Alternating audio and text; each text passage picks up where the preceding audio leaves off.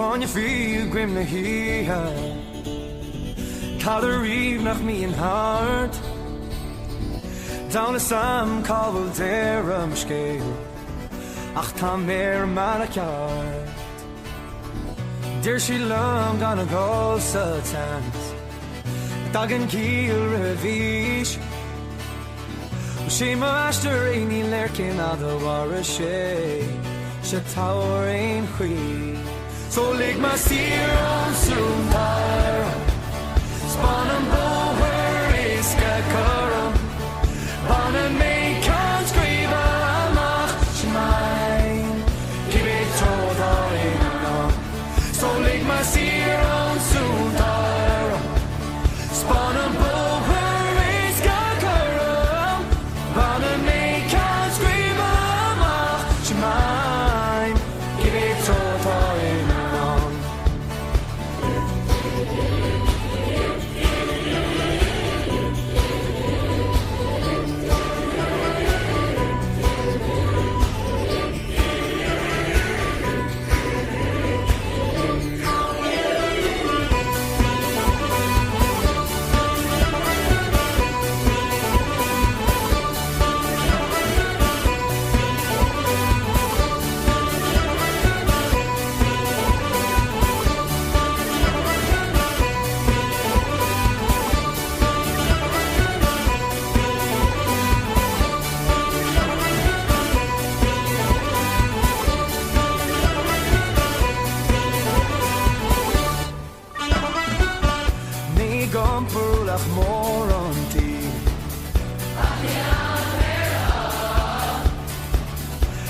Trauma is een wienerhol vriend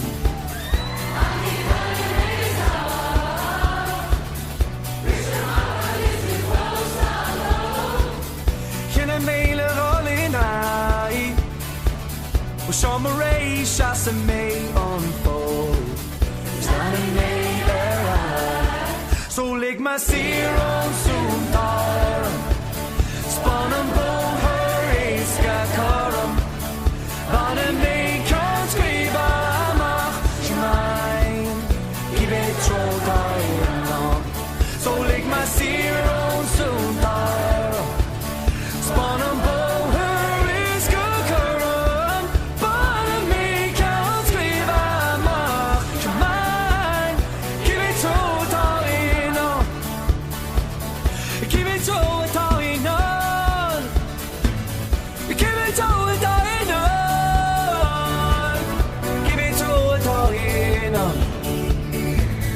Give it all, give it all, give it all.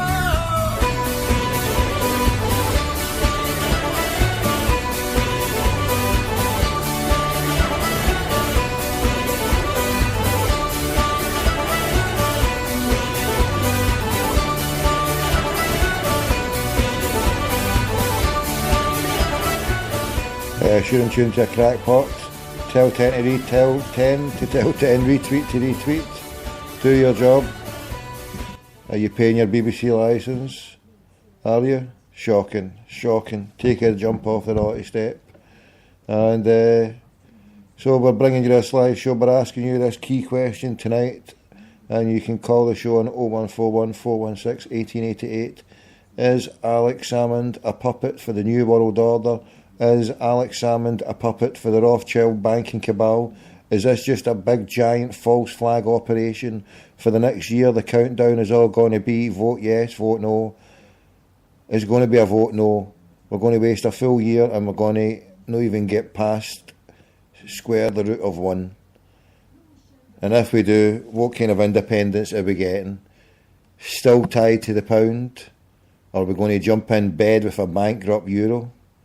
Are we going to tie ourselves to the bureaucratic technocrat government from Brussels / Berlin to be said tied to the hip of the British butcher's apron with loyalty to the Queen and the pound? Is it better than the devil in the deep blue sea? Better the devil you know? Should we stay in bed with the old alliance? Well, the old alliance is France. Should we get in bed with the new alliance, the old alliance? Should we sack the alliance? Okay, here's a once in a chance in a lifetime opportunity to convince a crackpot. If you can come on and convince me in this show tonight, I will help with the independence referendum campaign. I will be a propagandist on a small time scale, a propagandist for your indie referendum. If you can convince me the merits of it. If anyone can come on here and convince me the merits of it. First up tonight, Mel. We've a caller from Australia. G'day, Mel. Tell us what you think.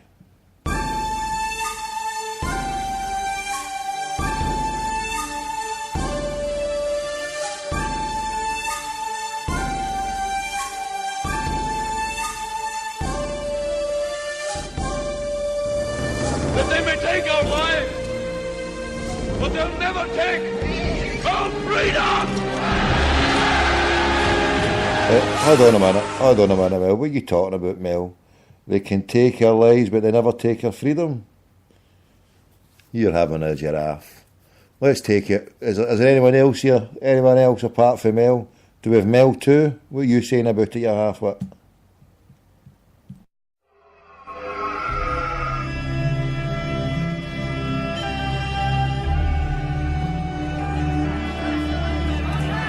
Sons of Scotland, I am William Wallace. William Wallace is 7 feet tall. Yes, I've heard. He kills men by the hundreds. And if he were here, he'd consume the English with fireballs from his eyes and bolts of lightning from his arse. I am William Wallace. And I see a whole army of my countrymen here in defiance of tyranny. You've come to fight as free men. And free men you are. What will you do with that freedom? Will you fight? Fight against that? No! We will run! And we will live. Aye. Fight and you may die. Run and you'll live. At least a while. And dying in your beds many years from now, would you be willing to trade all the days from this day to that for one chance, just one chance, to come back here and tell our enemies that they may take our lives, but they'll never take our freedom? Goodbye!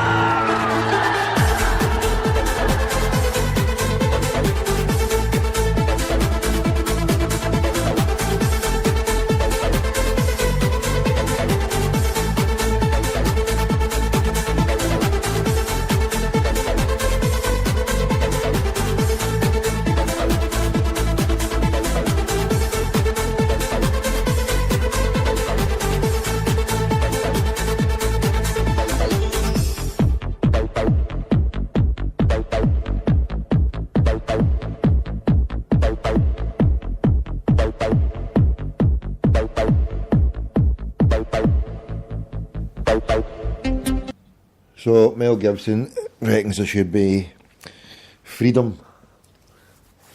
Freedom for the Scots, is that right? Freedom. Freedom from what? I heard Alex Salmon talking there tonight saying how for, was it 2/3 of his life, or 1/3 of his life, that he's been alive, or was it half of his life, where he's been part of a government that hasn't been voted in by the Scottish people. Now, that is a maybe, but is it not rather insular to be wanting devolution? Is it not rather insular to be wanting to be cut off from our English brothers and sisters? When I have much affinity and closeness to Scousers, Manx, Geordies, Yorkshiremen, especially Chuckles Green, Welshmen, Cornish people, Bristol, even Cockneys. What is it we're changing? Because we're bringing something that is going to be divisive in so many ways. Who is pushing this through? Why is it being pushed through? Oh yeah, we're going to get independence. I mean, is a tad bit different from independence that other countries are fighting for. Other countries are fighting for. Where people are fighting, shooting, killing. Why, if there is any possibility that something like this may happen to Scotland, would we want to push down that road of division? Is it not clear to everybody that by making just a wee small division causes infinite problems? The laws of unintended consequences. So you do not know what will come of an independence vote, what the outcome, what the division, what the animosity that will instill in others. So my first point I make is, why jump into the unknown when the proper fight, sweet, oh look at that. I'm just watching Al Jazeera now. I'm watching Al Jazeera now. If anybody has got Sky, violent surge in Iraq, there's just blood and bodies littered all over. That is on a live update. That is on RT. No, it's no Al Jazeera, it's RT. There's just bodies and there's just blood. There's people just lying in the road. This is in Iraq.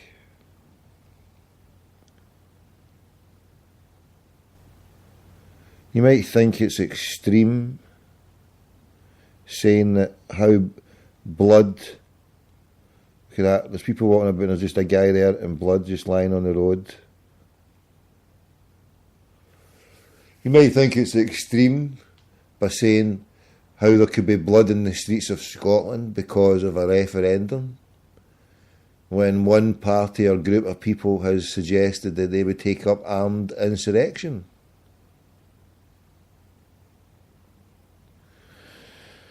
This has got to be one of the most craziest times in world history.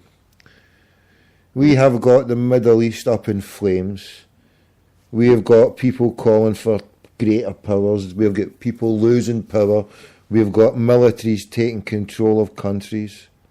We've got armed insurrection. We've got 2 million Syrians crossing a border into wherever. And there's no debate of helping the 2 million refugees. There's no debate in the Senate or the Congress. There's no debate in Parliament to talk about what they're going to do with the refugees. No, they only debate what kind of military action they'll use against someone who supposedly used chemical weapons, fertilisers, fluoride fertilisers, agricultural equipment that have been sold by British companies. Armaments, second biggest, one of the biggest industries out there, armaments and intoxicants. And Britain is knee deep. So I'm saying this is a false flag operation. Is there anybody out there?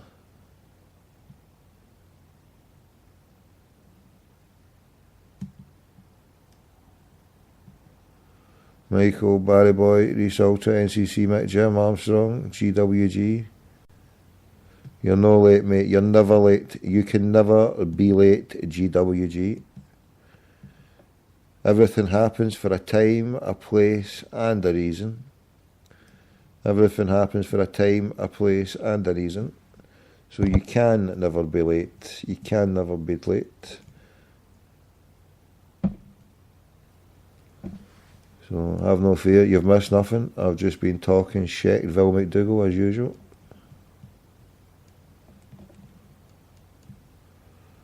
Right. So I'm just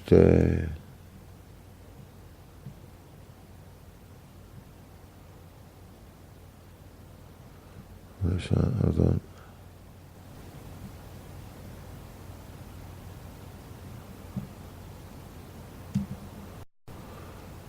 Right. Hold on, sorry. I'm just I'm on my Twitter here. Yeah, so turn this light off. Right, well basically, as we do this show here, did I put out a live tweet? Did I put on my live tweet? I'm not sure if a tweet went through there, did it? Have yous told 10 to tell 10? Have yous retweeted to retweet?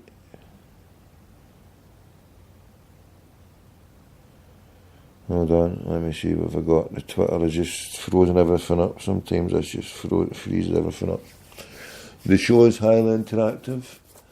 We need you to retweet, and I'll tweet to tweet.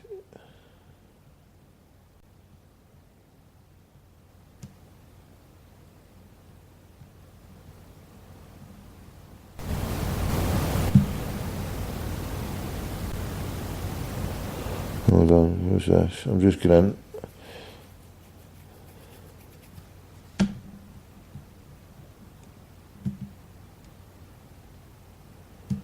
Oh, look at that.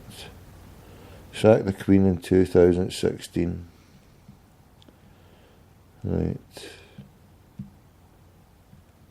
Not only that, a constitution with equality we leave the British monarchy in legal vortex. Quite like that argument there. Gear, Meta Knight. What's happening, brother? Are you just an internet bampot? Do you not talk? Do you not speak? First we get independence, then we say to the windows thanks, now fuck off, says Tommy Bolt. Well, is that the case? Is that what's going to happen? Now that I'm for getting it right up the loyalists and the royalists, yes, I could buy that. However,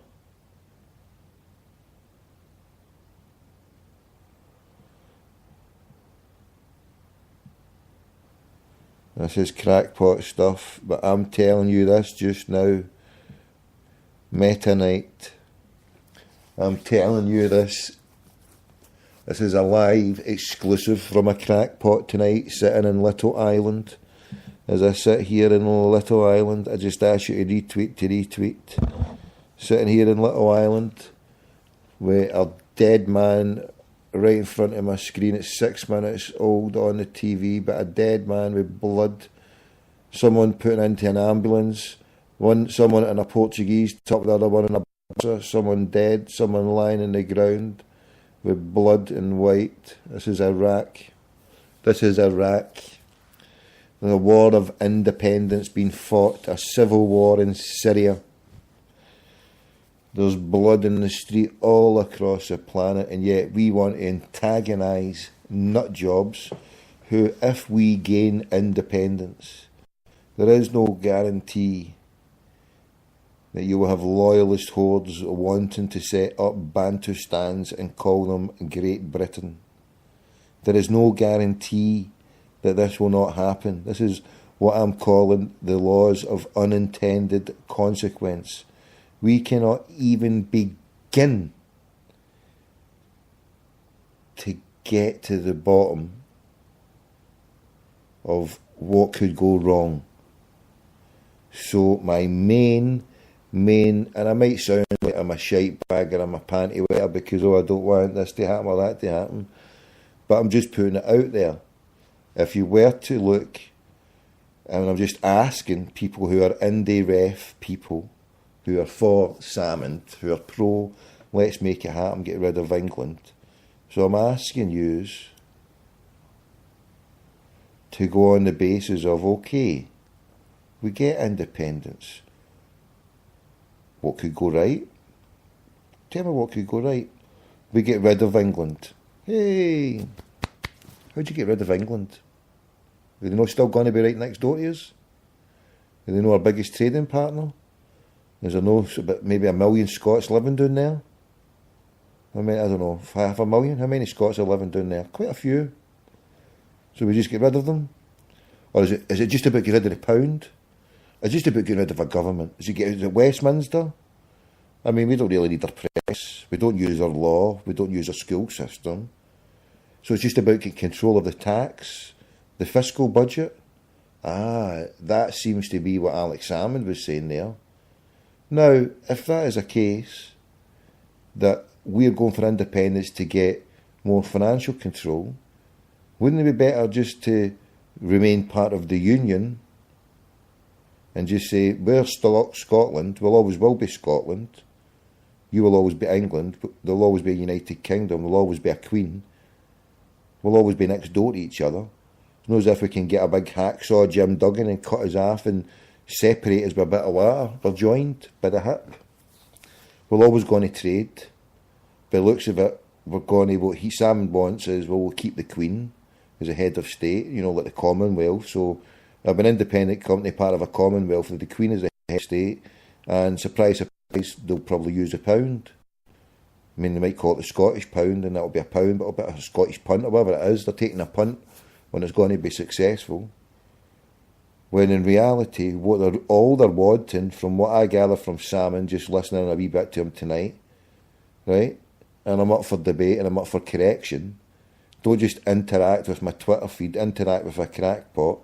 Somebody who's never phoned before, who's no interacted with a crackpot, better get your fingers out.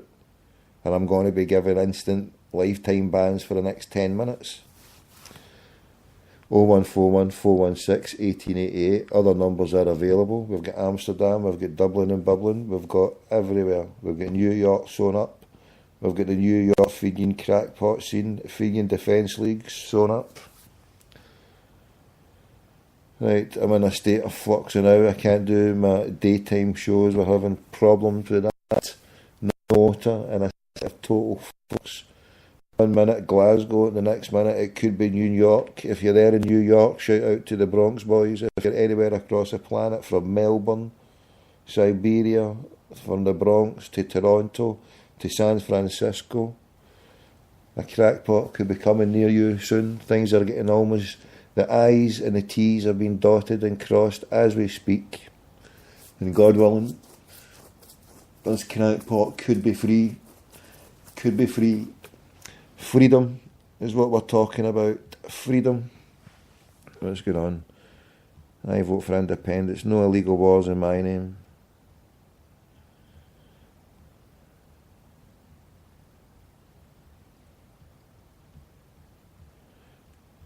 Meta Knight, have you got that there?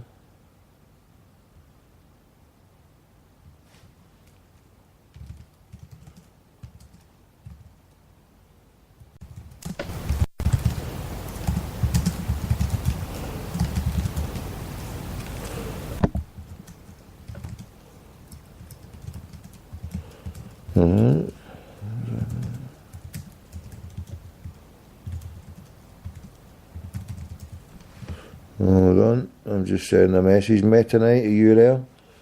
Meta Knight face. Right, listen, we're going to get this wee half-wit on here. Right, since none of you half-wits are phoning me. Right. Talk about anything. Football, you want to talk about Celtic? Pedro Lawwell, the unseen Fenian hand, sits on a board with the top SFA head Hegians. Is this the case? Is this true? Is there any truth in this rumour? Ooft. The zombie hordes must be gone tonto. What is the reaction from the zombie hordes? Personally, I couldn't give a flying monkeys, but hey. Now let me see what we will see, because we're going on a jungle adventure. Right, I'm just about to find a number here, if I could find this number, crackpots.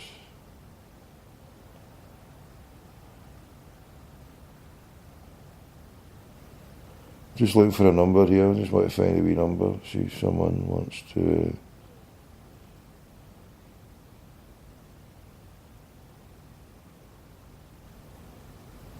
Right, sorry, I'm just looking for a number.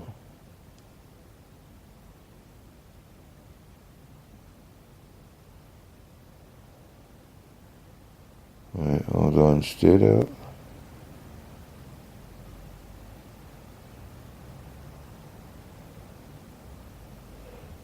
Oft. Somebody's phoning me here, somebody's phoning me.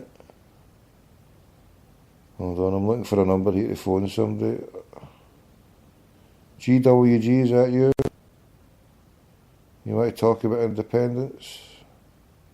Off. Off, you've came through to that phone. Right, hang up, you crackpot, hang up. You've come through to the wrong number. My divert, yes, you can phone a landline to me and it goes through to my mobile. 01414161888. You can catch me on that any time walking the streets of Glasgow. Jumping about our integrated transport system. I've been commissioned to check us out ahead of the Commonwealth Games. I'm doing a major survey, a street survey. I will be reporting to any half-wit who wants a report. I will be putting a full crackpot McDougall report. Hold on.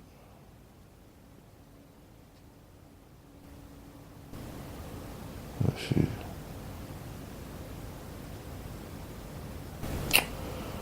Right, sorry, I'm just I'm trying to find a number here for someone and I can't get it. So I'm better going putting a tune on here while I try to find this, aren't I? Right, we'll call wrong person. That's that guy there. This guy here. Alright, mate, it's not that guy. If I see the number, I know what it is. Just need to see the number. And I will identify it, but I can't see the numbers. Come on, don't do me nothing. Right, that's not that one. It's not that one. It's not that one. I went this far down earlier on and then the person phoned me. So don't phone me, please. Nobody phone. Nobody phone, please. Nobody phone. No, don't go in there. It's got to be here. It's got to be here. It's not here. It's got to be...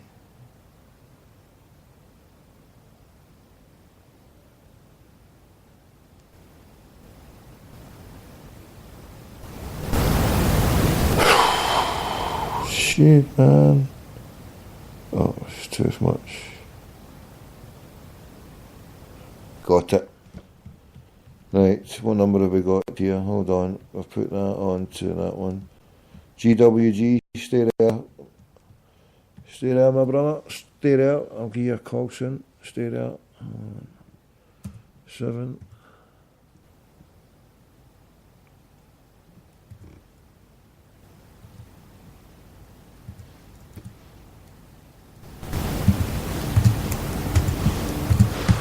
Right, 07.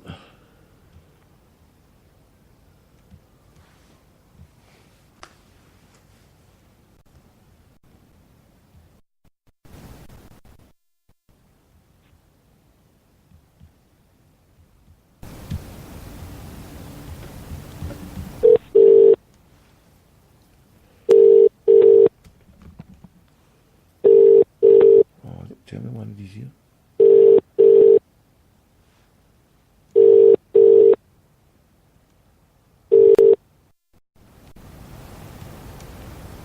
Right.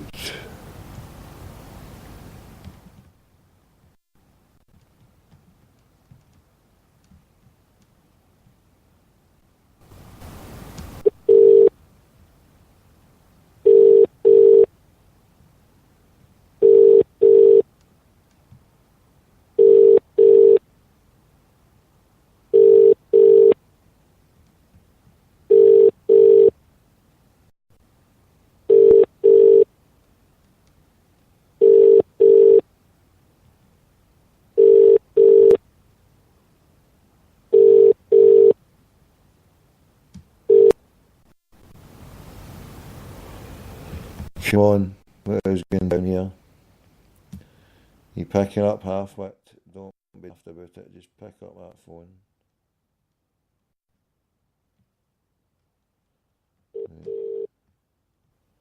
You know you want to. You know you want to. Come on.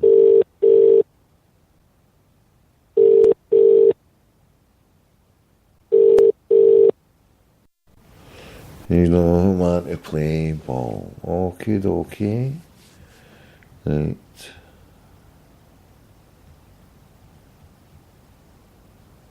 Right. I need to go and get a wee valley of ginger. Before we get Eminent Brother on here, we'll play this wee tune. We'll be back to Free the People, Free the People.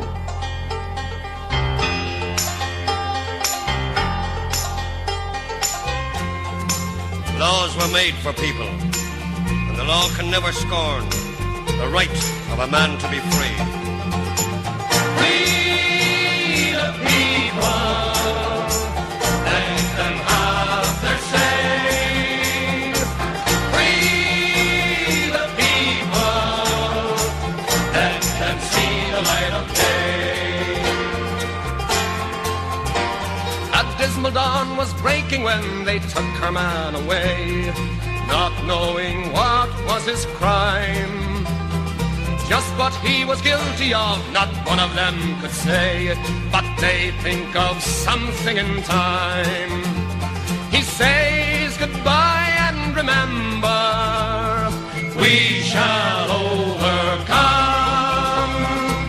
Free the people, let them have their say. Free the people, let them see the light of day. Comforting her children softly crying in the night, she tries very hard to explain. You know your daddy never did a thing that wasn't right, so soon he's bound to be home again. He is a good man, and he shall overcome. Free the people, let them have their say. Free the people, let them see the light of day. What does it profit him, the right to be born, if he suffers the loss of liberty? Laws were made for people, and the law can never scorn the right of a man to be free. We are the people, and we shall overcome. We are the people, and we shall overcome. Free the people, let them have their say. Free the people, let them see the light of day. Free the people, let them have their say. Free the people, let them see the light of day. Free the people, let them have their say.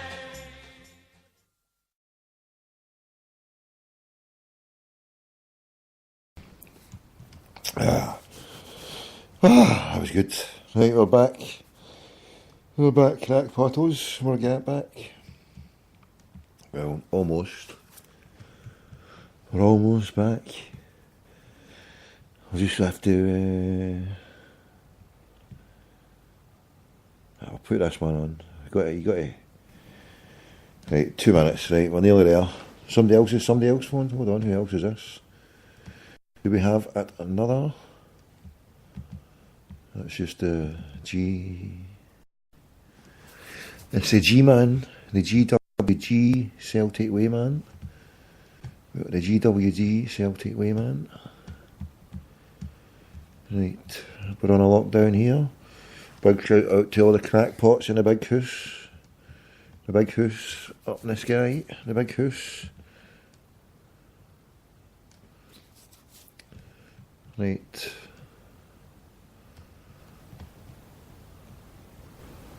Let's see what we've got. A whole big list of the witches' crimes. And your GG, alright. I showed you ages ago. Meta Knight, I hear what you're saying. I'm hopeless.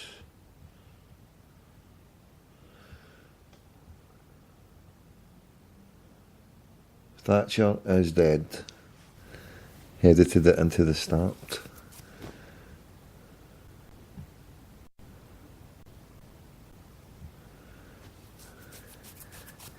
Hold on, I can't.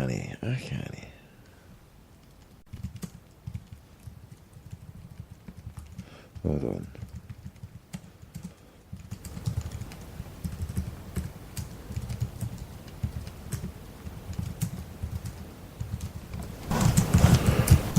Hold on.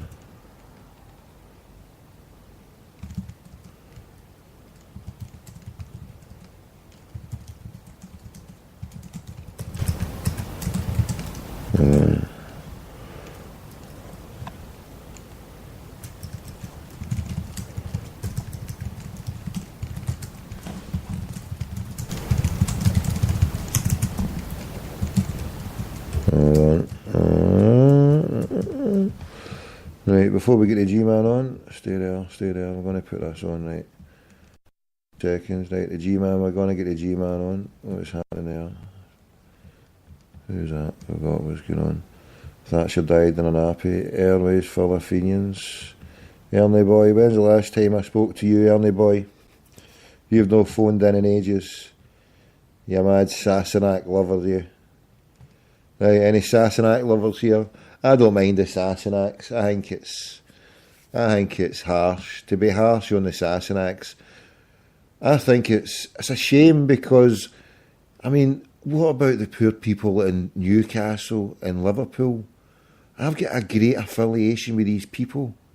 I would rather still be tied along with these people fighting against the Tories, fighting against the fascists down there, the EDL, you know, to be splintered at this stage with our common brothers and sisters. Solidarity. We leave them at their peril. They need us more than we need them at this stage. And we're just washing our hands because, hey, Salmond is saying, oh, let's go ourselves. Personally, I don't think we're going to get to it. I'm asking you to convince me to be a propagandist. Right, a mad crackpot propagandist. That's what I'm here to ask you to convert me into. I don't think anybody's capable of doing it because it's not that I'm so anti or that I'm so pro the union. It's just I don't want any trouble and we're fighting the wrong battle. There's another battle to be fought. That's my simple argument.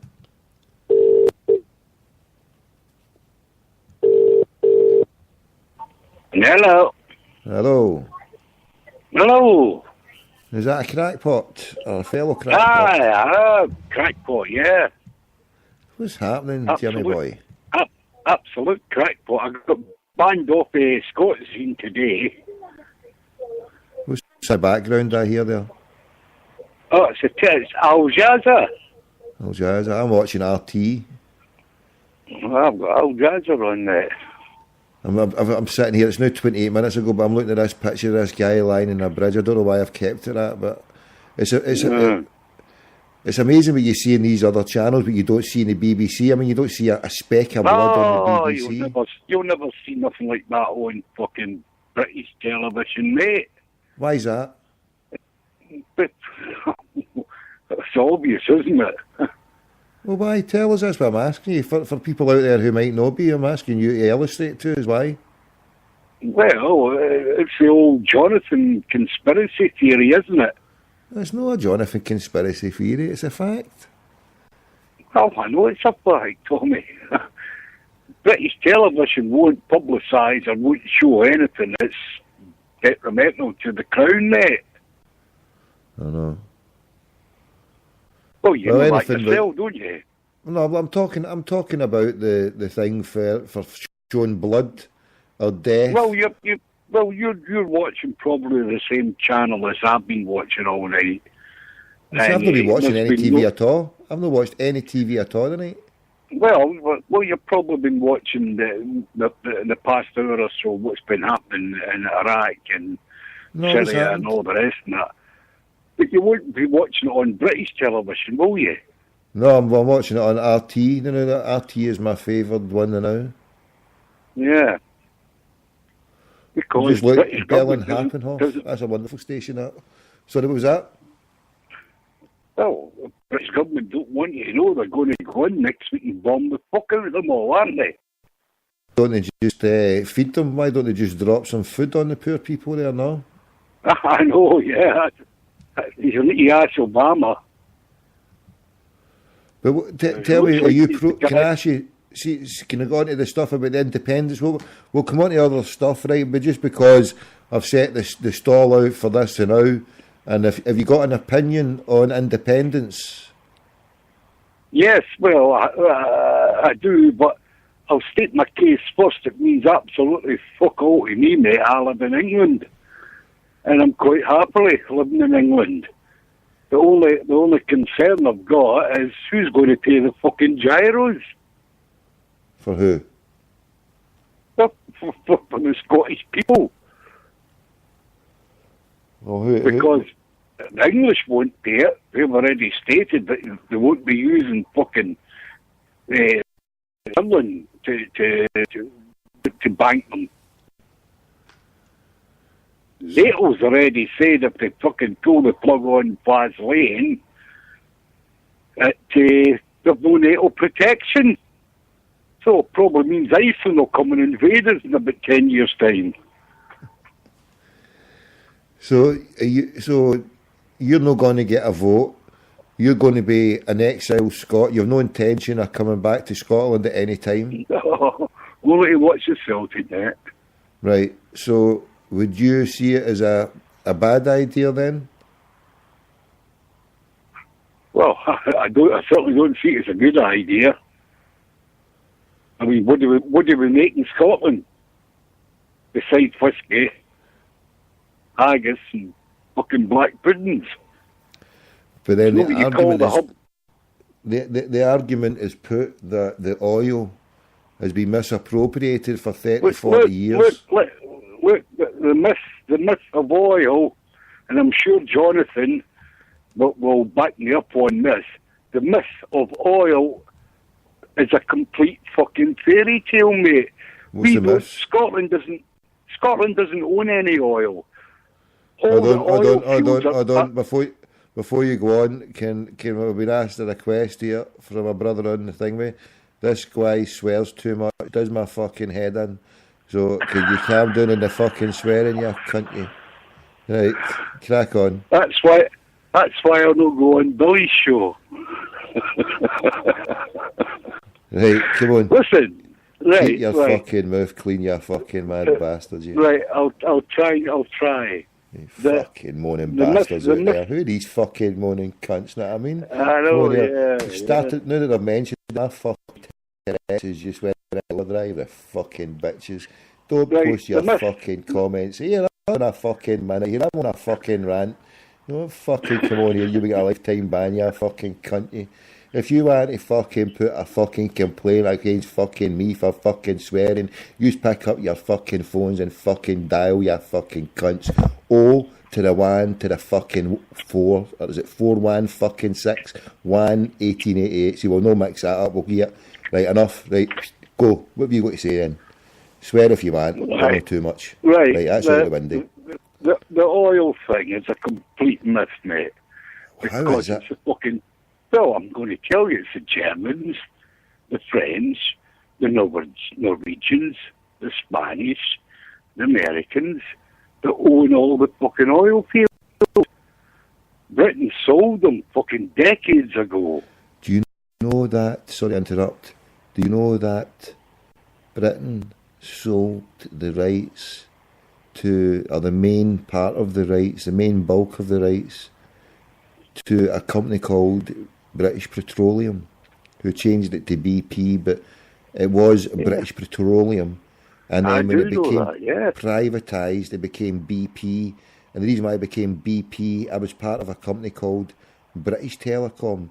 And then we were told to drop saying British Telecom because it was no longer a British company, but it was an international company. And the way it was going, it was an international looking company. So we were, instead of to say BT or British Telecom, BT British Telecom, we were told categorically, let's go back to 1996, it's just BT. So the same thing happened for BP. It became no longer British Petroleum, it became BP. But the rights sold by Thatcher for just a miserly, and I say this in terms of when I get to the end of it, you'll soon see why I say it miserly, but for 400 million, she sold out the rights, right, to those offshore, what do you call it, oil. The tax bill, the tax bill, I mean, sorry, they make, hold on, a quarter, at last reckoning, it's 9 billion or 10 billion a quarter that BP make. This was a company that was owned by the taxpayer until it was sold off. And then this company was sold off oil that was owned by the country, sold off for 400 million. It makes 9 billion in profit per quarter, right? So we sold that off for such a minuscule amount, and then the rent, and then like you say, all those other countries. So in a way, Alex Salmond is right, but in a way it's too late. And in a way, what difference is it going to make whether it's a British or a Scottish minister acting as a viceroy over the misappropriation of people's wealth? So if they're just there sitting administrating it for a Rothschild or administrating it for a banker, what is the fucking point in independence? That is my main part of my debate against independence. The thing about the oil, that you've hit the nail on the head there, is we've sold out those rights, and unless whatever government it is takes back and nationalises the oil, then you or I, or the ordinary Scottish person, is no anything about independence. So let me stop you there. Go on. So our King Alex, is going to revoke all these fucking licences sold legally. I'm telling you, if Mr. Salmon never wants to revoke all these licences, who are we going to go to fucking war with? Well, America's going to instantly send in. They're going to be looking to those subs. I mean, they probably left the subs there for a reason. With their nuclear, they'll just detonate them and say, "Here, fuck these cunts, they're taking our oil." Fucking hell, that's why they've left the nuclear weapons here. They're ready just to detonate them. They'll say, right, we'll just take our fucking troops out there and we'll detonate these Scottish bastards, and then we'll go in and take their oil after the insolence, because there's not a Prime Minister who would say they would change the status quo. You should know that. Well, you know, the Yanks like their oil. Oh, they drink it better than we drink whiskey and Buckfast. No, but honestly, I mean, to be quite honest, I think it's a bad mistake if people in Scotland vote that cunt in. because he'll send that country back a fucking 1,000 years, mate. Right, okay. Now there's another argument. He's a megalomaniac. Salmond, right? But hold on, right? Now the argument that some people put, right? Now I'm not won over by this because, like you say, if it's Salmond who gets in as the leader of an independent Scotland, but then I've seen people put in there that if there was to be a different type of government from Salmond, you could get a radical Scottish party, a radical socialist Scottish party. What the fuck? Salmond's party? God's sake, Tommy. What's the SNP? Do you know the history of the SNP? No, tell us. I don't have to tell a guy like you the history of the fucking SNP. I want you to tell us. I want you to tell us. A guy called Wolf. I mean, it's all laid out in his manifesto, his agenda. What? That country will go back fucking 500-600 years. What's it? What's the agenda? What the fuck? Back to the wee free kicks. No shagging on a Sunday. Pub shut at 7 o'clock, 8 o'clock at night. Oh, come on. Is that the way it's going to be? Is that the way you reckon it's going to be? That's the way it's going to be up there. I mean, look at it now. How hard they're pushing to ban drink. No, you can't be buying this cheap drink for supermarkets. We'll ban it. You'll be back to the old days of pubs shut at 9, 10 o'clock at night. First country to take on... They took on the smoking ban. Look how people were complicit with the smoking ban.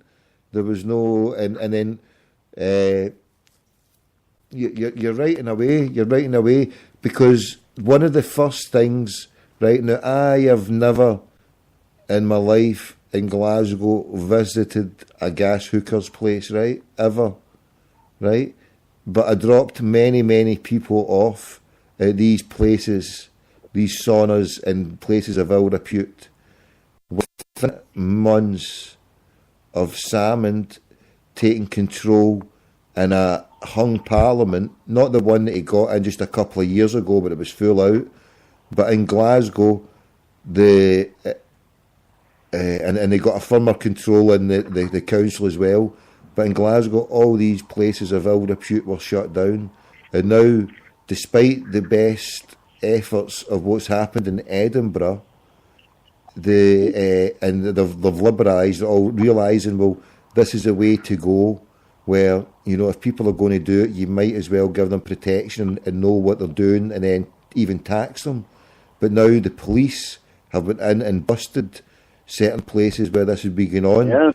But one of the first things that I noticed in Glasgow, within months of that Salmond government coming into play, right, it closed down all the saunas that were open, and then so the junkies were shut down. And then, do you know where you go to get it now in Glasgow?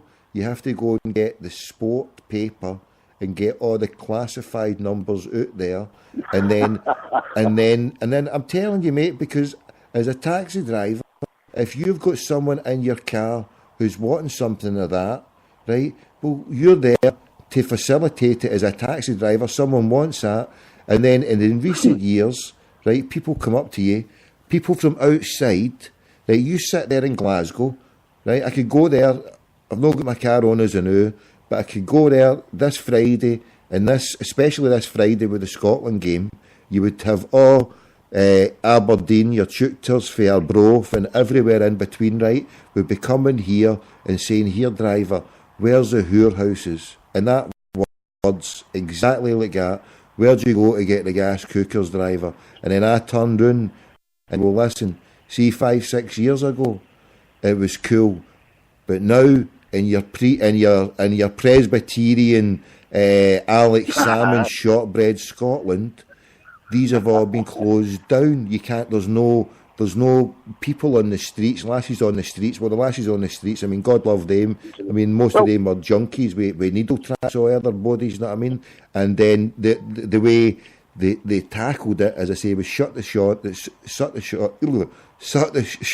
saunas, and then criminalised all the ones going about in the street. But then they drove it so as people were in all these kind of flats, yuppie flats, and then getting it through numbers. And that's the way, you know. And I don't know about yourself, mate. I mean, it just seems to me like you're right. They're closing stuff down, and they want to. Well, let's look at what else. Let's look at what else King Arthur's done in the short time he's been in power. King Alex. Police Scotland. What the fuck's that? All right. He's taking the independence away from the police. He's taking that away, hasn't he? One army regiment. He's taking it away. He's put it all under the one umbrella. One police army regiment as well. There used to be many different army regiments. That's the first step. That's the first step to a police state, mate. That's the first step to a government controlling the police, controlling law and order. You look at every dictator in the past 500 years. That's how they set out. So how can it be? It sounds like if there's an inevitability about it happening, is it better putting someone up against them instead of putting a fight up against the independents? I mean, you could put a fight up against them in the independents, but then if you were to do that, right, then once he gets into play, then your argument would be diluted once he gets into play, because then they would turn around and say, oh, you didn't really want this. But then if you were to go along and say, okay, I want independence, and then fight him for it, and fight it on the basis of he's wanting a wee free Presbyterian Scotland where there's curtails in your liberties, and you can't drink in the street, and you can't go and do this, you can't do that, when it should be in a basis of, well, you know, and why criminalise people for doing stuff, you know, stuff that, why don't you be more liberal and allow people to do stuff, do something, then they're going to do it? Why criminalise someone? You've got it now, haven't you? You've got what? A couple of dozen boys walking along the road with Celtic flags, and the whole force of the fucking law comes down on them. Yeah. Well, that's the first step to a police-controlled state, mate. 10 years' time, it'll be called fucking Nazi fucking Scotland, because you have all these fucking nationalists, and there's nothing worse than a fucking nationalist. Never mind all this waving the flag carry on and was like us and freedom and all that. Once you go down that road, mate, you're putting yourself in big, big trouble, because the rest of the world will just shun us.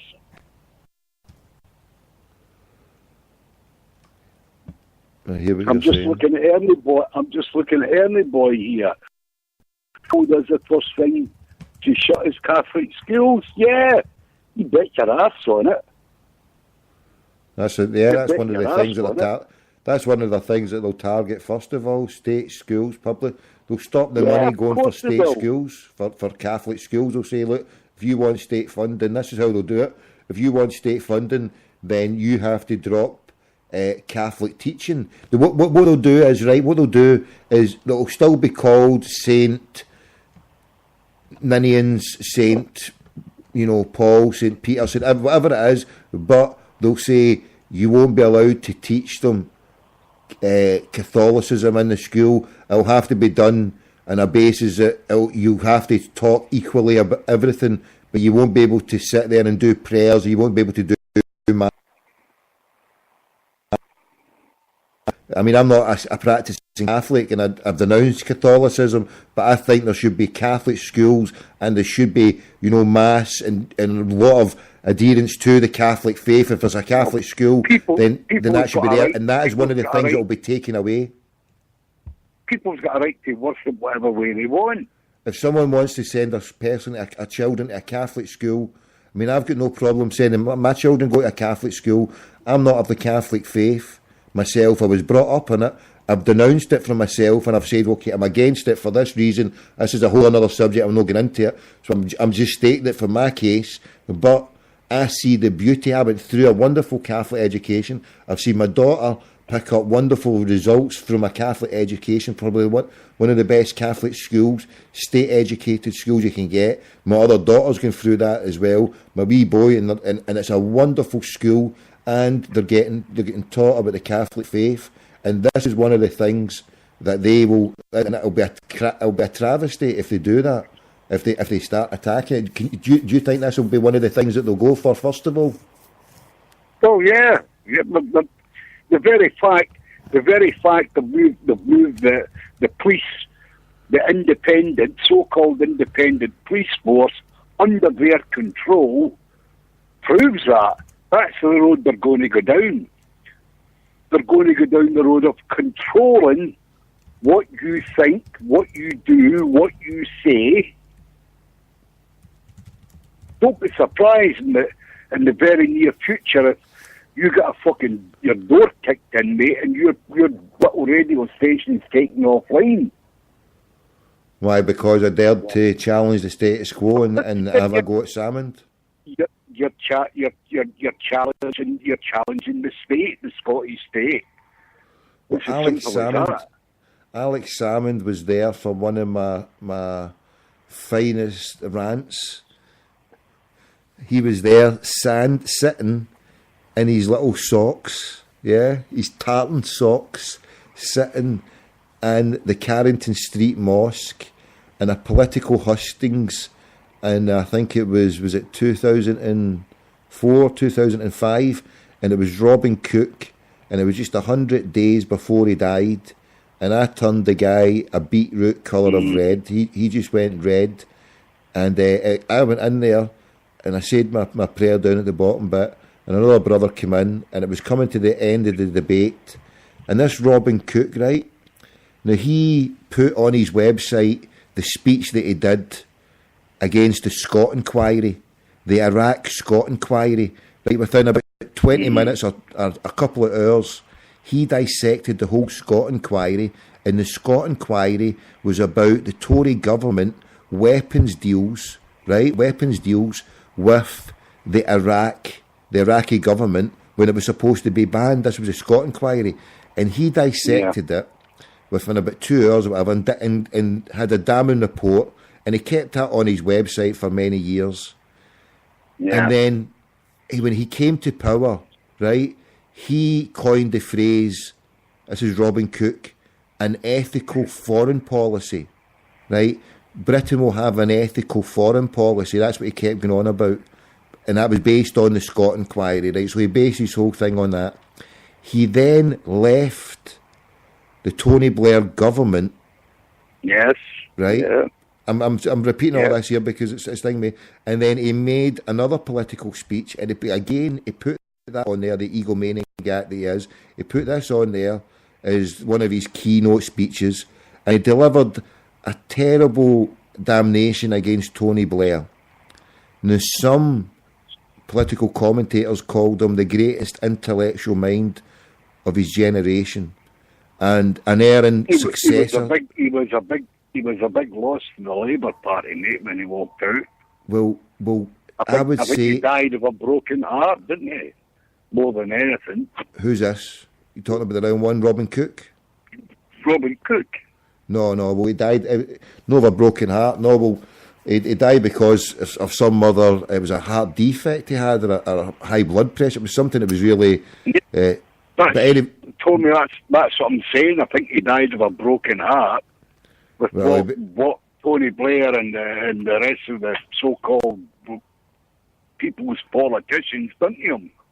No, well, because, this 100 days or so before he died, when I encountered him, right, he had the chutzpah, right, to sit there in a mosque in Glasgow while Iraq was being ripped from pillar to post by Blackwater, paid mercenaries at £1,000 a day, ripping Iraq to pieces. Robin Cook, who resigned from the Tony Blair government from just one thing alone, I would say, is political expediency. He wanted to distance, because as I said at the start there, he was well known as being the greatest intellectual mind of Parliament, and he, like any politicians, would have stabbed his granny in the back to get to power. And I figured, I think anyway, that he, and many people at it and said, well, he broke away from the government at that point to distance himself because he looked how the public were against it at that stage. He resigned at that point, right? And it was, he claimed it was for the Iraqi people, right? And he claimed he'd done it for the Iraqi people, but I would say he did it because he looked ahead and said it's going to be unpopular, and if he played the long game and he distanced himself from a hugely unpopular war, when Tony Blair came to resigning, or the political pressure became such that a challenge could be made against him, if he stepped out the government, he could come back in it. But anyway, he went within 2 years of that into a mosque in Glasgow and asked the Muslim constituent to vote for New Labour once again. Now, I thought that was the cheek of the devil. So I went prepared, and a good friend had briefed me on what he had said at the start of an ethical foreign policy. So as he made his final point, someone made a point, I got there right to the end, Alex Salmond's sitting there, another nondescript from the Tories and the Liberals, and there was your man Robin Cook and Alex Salmond in socks. And so I'm standing there, I've come in, and someone asked, what about refugees? Salmond, whoever. The last person to speak was Robin Cook.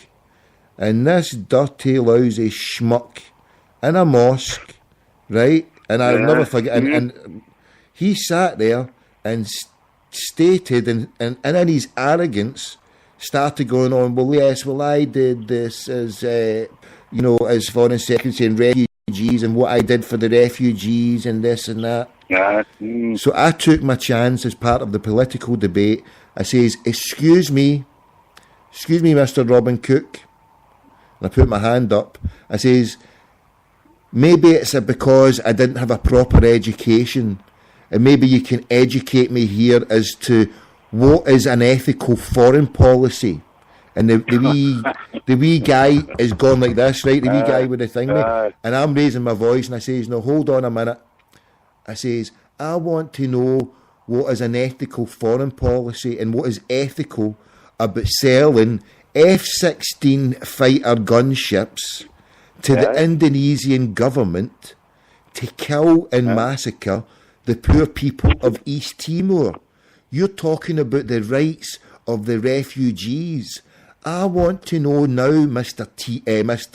Cook, what the rights of the East Timor refugees have, and what about an ethical foreign policy of your government when you were Foreign Secretary and you sold weapons of mass destruction, you sold F-16 gunships that massacred the poor East Timors.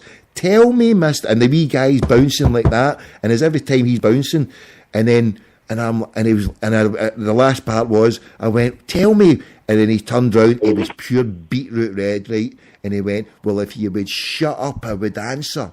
I was like, well, come on then. And then the wee teapot guy, he's having palpitations himself, he's bouncing at AFCON, you don't have to answer. And that was it. He shut the whole debate down, this dumpling. He's like, no, you don't have to answer. And then he turned it around, oh, please take your part in the democratic system because you need to vote for them. And I'm like, here, listen. So I started it again. And as I left the meeting, Salmon was there. And I turned around and I'm shouting at Cook. I says, I'll see you in your day of judgment. You're just a liar. How dare you come here asking for people's votes? You're just a hypocrite and a liar, and you're a murdering scumbag, and you come into the house of God and you do this. I'll see you in your day of judgment, and God will choose between you and me, you schmuck. And then I left, and within 100 days he was dead, bro.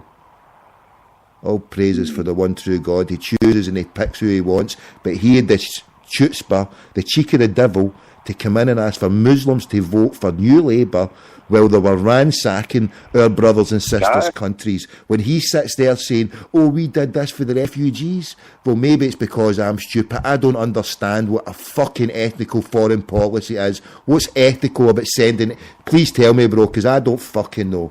What is ethical about that, these dumb bastards? See, these politicians, just fucking lock them all away because they're lying, killing, murderous bastards, and I've had enough of them. Take over, bro. My Tourette's is kicking in here. Well, it's going to happen again, isn't it? Because you can bet your ass this week, next week, the Yanks will be firing missiles into Syria, and the British will be firing missiles into Syria. Make no doubt about that. It'll happen. Instead of firing aid and firing food into the country, they're fucking going to... It's beggars belief. Yeah, madness. But you know, I mean, I'm not really a political guy, Tommy. Very, very rarely I state my political beliefs. But you know, I got a theory that it's all got to do with Iran. I think they're trying to sucker Iran into a conflict, whereas we can fucking nuke it before Iran develops its nuclear capability. You're right. You hit the nail right in the head. Well, I don't know if I'm right, but that's just my theory. When you look what's happened in the Middle East over the past couple of years, over the past 10 years, it all leads to one place, doesn't it? Iran. Mm-hmm. Afghanistan led to Iran. Iraq led to Iran. Slowly, they're encircling Iran, and they're surrounding it, aren't they? The main part that they want, bro, is Iran and Saudi Arabia. There's a crescent, if you look at a map... Saudi Arabia will do fuck all. No. Saudi Arabia will do nothing. No, not the government, right, but the people of Saudi Arabia, yeah. See where Mecca and Medina is, right? See what... That place will be... I mean, the army, the way it's controlled now, but if that was to go down, right, I mean, the oil in that place, the oil just... You put a stick in the ground and the sand just weeps oil. Yeah. That's how oil-rich that place is. You've no idea the oil wealth there. And they're living... You talking about a police state earlier on. You've no idea the police state and the control that they've got in Saudi, right? But if it was to be a case of... And you see these jihadists over there try to storm the bases, and it goes on for hours and end, and there's 50 or 100 of them, and they're fighting their way in. Now, you imagine... Right, okay, they've got all the army... and they've got it heavy militarised, but you imagine if there was to be an outside invader going in to, say there was a Bin Laden, what do you call him, who do you call him, Galloway calls him an Islamic obscurantist, whatever it is, the phrase is, say they took control of that country with their weaponry, and say America had to invade Saudi, right, that place...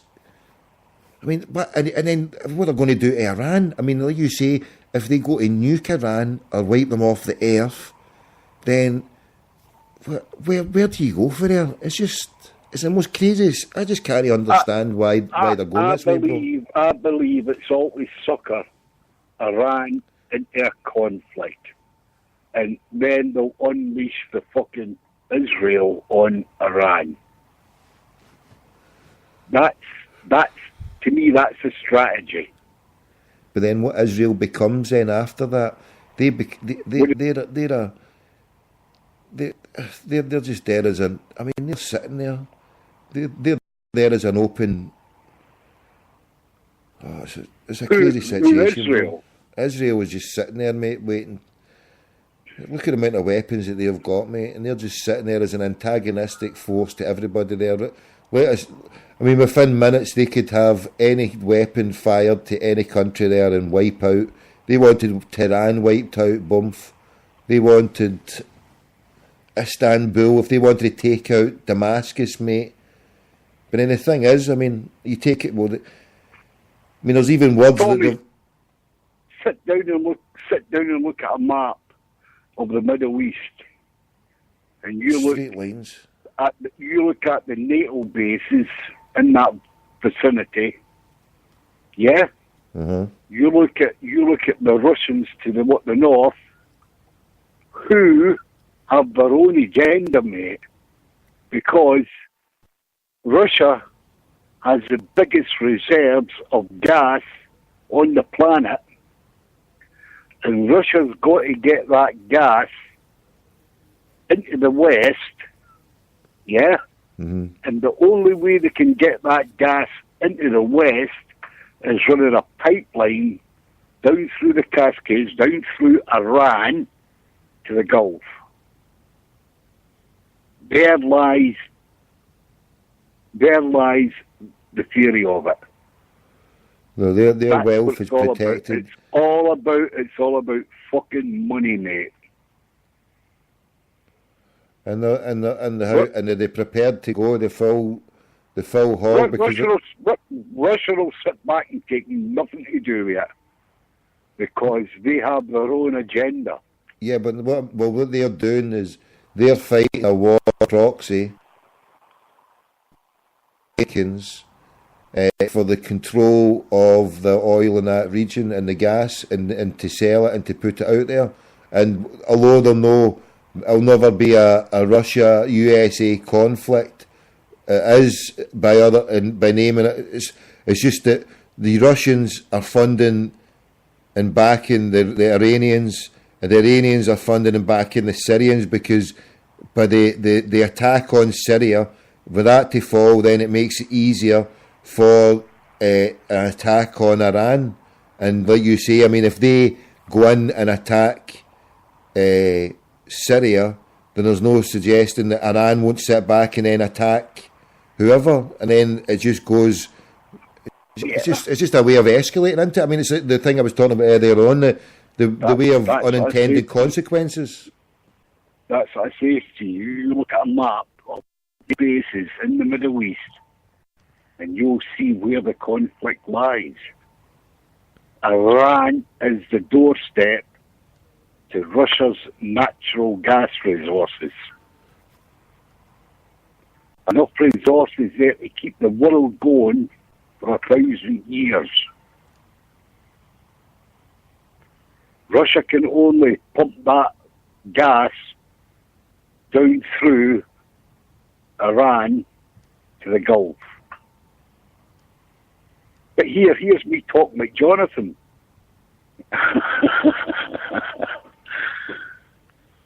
Anyway, I didn't ring you up. I didn't ring you up about this.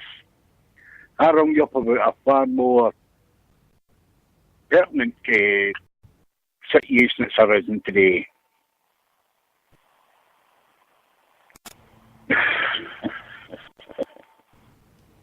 You there?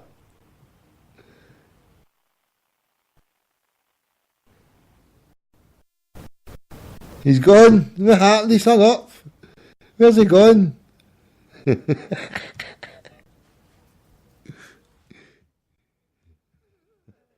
never hung up on him. I never did that.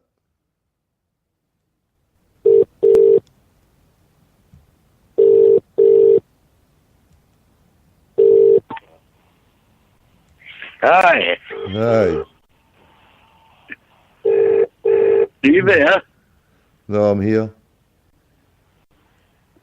Right. Are you all there? I'm here, but I'll tell you what, I've got a problem now because my fucking phone's on fire. On fire? My mobile phone is red hot. Battery's going down. Is it? So I'll have to ring you back on my landline. Give me a minute. Right. Wolf. Wolf.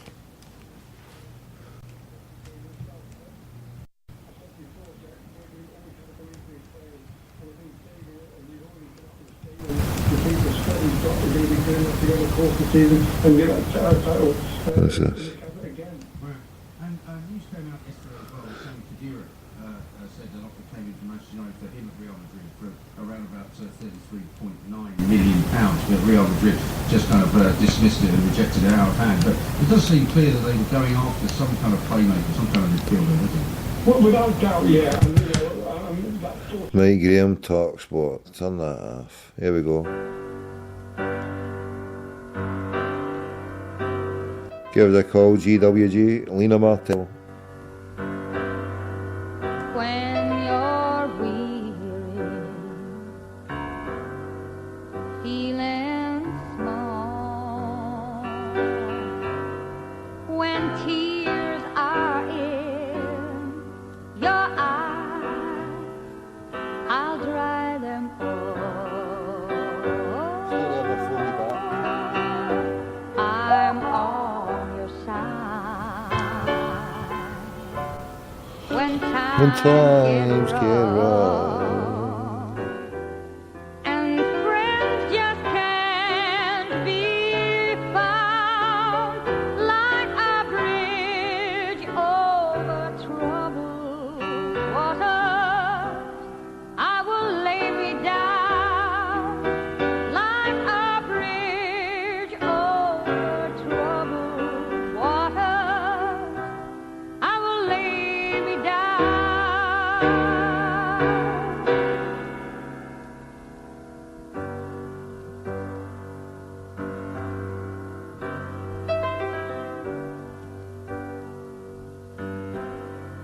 When you're down and out,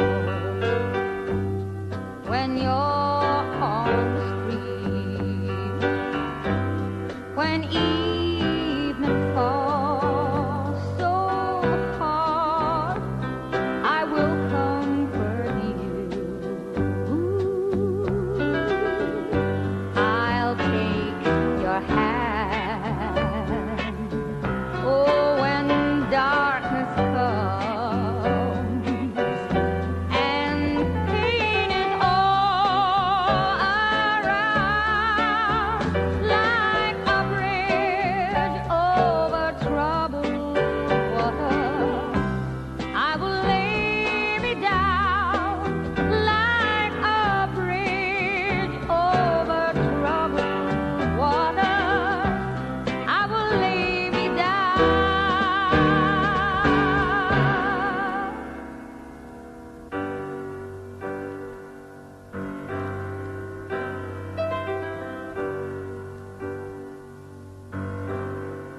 Sail on, silver girl, sail on by. Your time has come to shine. All your dreams are there. See how they shine.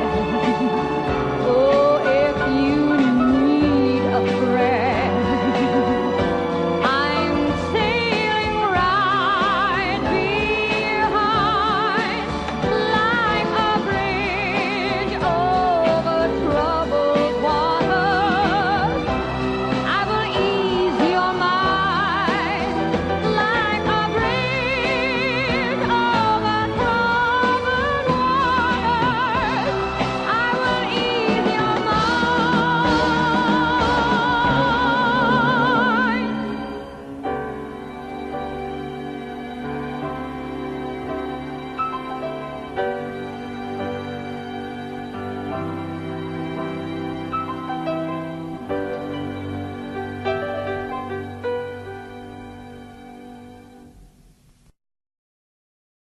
Fell on 9/11? At approximately 5:20 p.m. on September 11, 2001, World Trade Center Building 7 collapsed in 6.5 seconds. from normal office fires, according to the government's final report. World Trade Center 7 collapsed because of fires fueled by office furnishings. It did not collapse from explosives or from fuel oil fires. Later, the government finally admitted that Building 7 collapsed at the rate of free fall, after trying to deny it. So what's wrong with a building in free fall? What is free fall? It's just like taking your car keys out and just dropping them. That's how fast the building came down, for over 100 feet. This is high school physics. A building cannot do free fall with 40,000 tons of structural steel in its structural system without it being blown up. The only way that a building can accelerate as it collapses is by having pre-engineered, precisely timed, and precisely placed explosives. In other words, controlled demolition. Normal office fires not only dropped a steel-framed skyscraper for the first time in history, and did so at free fall, according to the government's report. They also burned hot enough to create the molten metal observed at ground zero. You'd get down below and you'd see molten steel running down the channel rails, like you're in a foundry. In an office fire, you cannot generate enough heat to melt steel.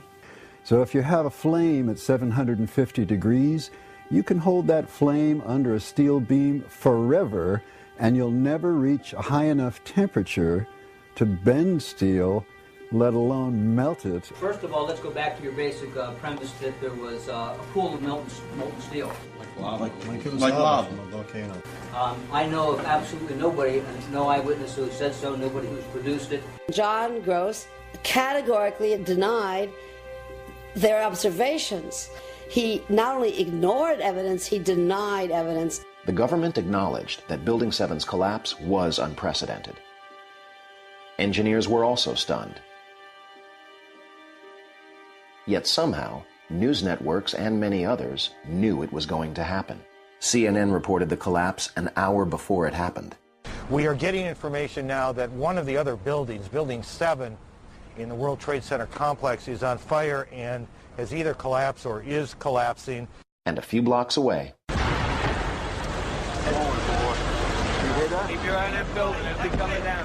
Building is about to blow up. Move it back. Now, more on the latest building collapse in New York. the BBC even reported the collapse in detail live from New York over 20 minutes before it happened, with Building 7 still standing in the background. Immediately after Building 7's collapse, FDNY Lieutenant David Rastuccio had this to say. We had heard reports that the building was unstable and that it eventually would either come down on its own or it would be taken down. CBS veteran anchorman Dan Rather and others also had their first impressions, which were only broadcast on that tragic day. For the third time today, it's reminiscent of those pictures we've all seen too much on television before, when a building was deliberately destroyed by well-placed dynamite to knock it down. And I turned in time to see what looked like a skyscraper implosion. It looked like it had been done by a demolition crew. The whole thing just collapsing down on itself. You don't need to be an engineer or an architect to see what happened to those buildings.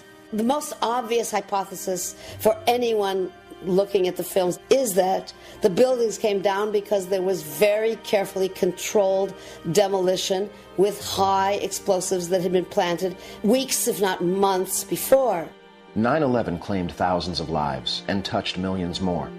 It led us into 2 wars and was used to scale back our civil liberties and invade our privacy. But many people are beginning to question what we were told, and we are demanding answers. So how do we do it? We find our own voices and then we raise them together.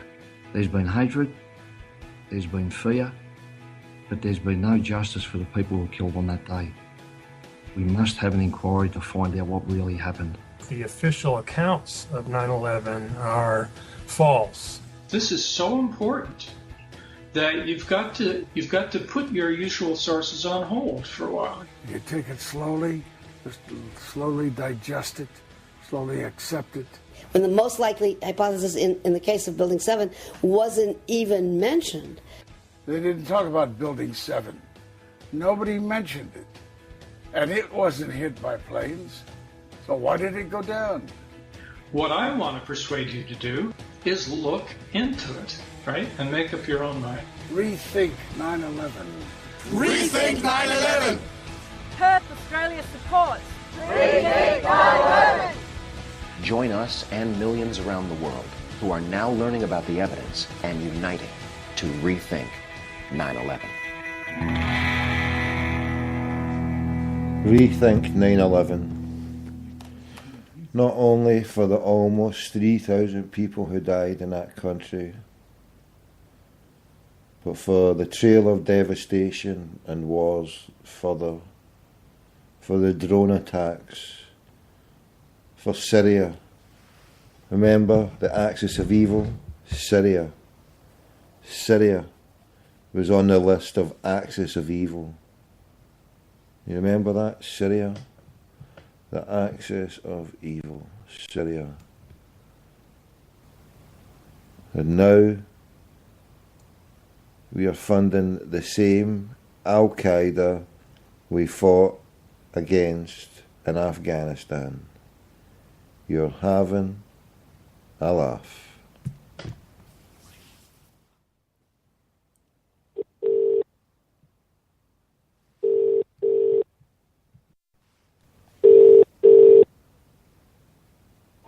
Hello.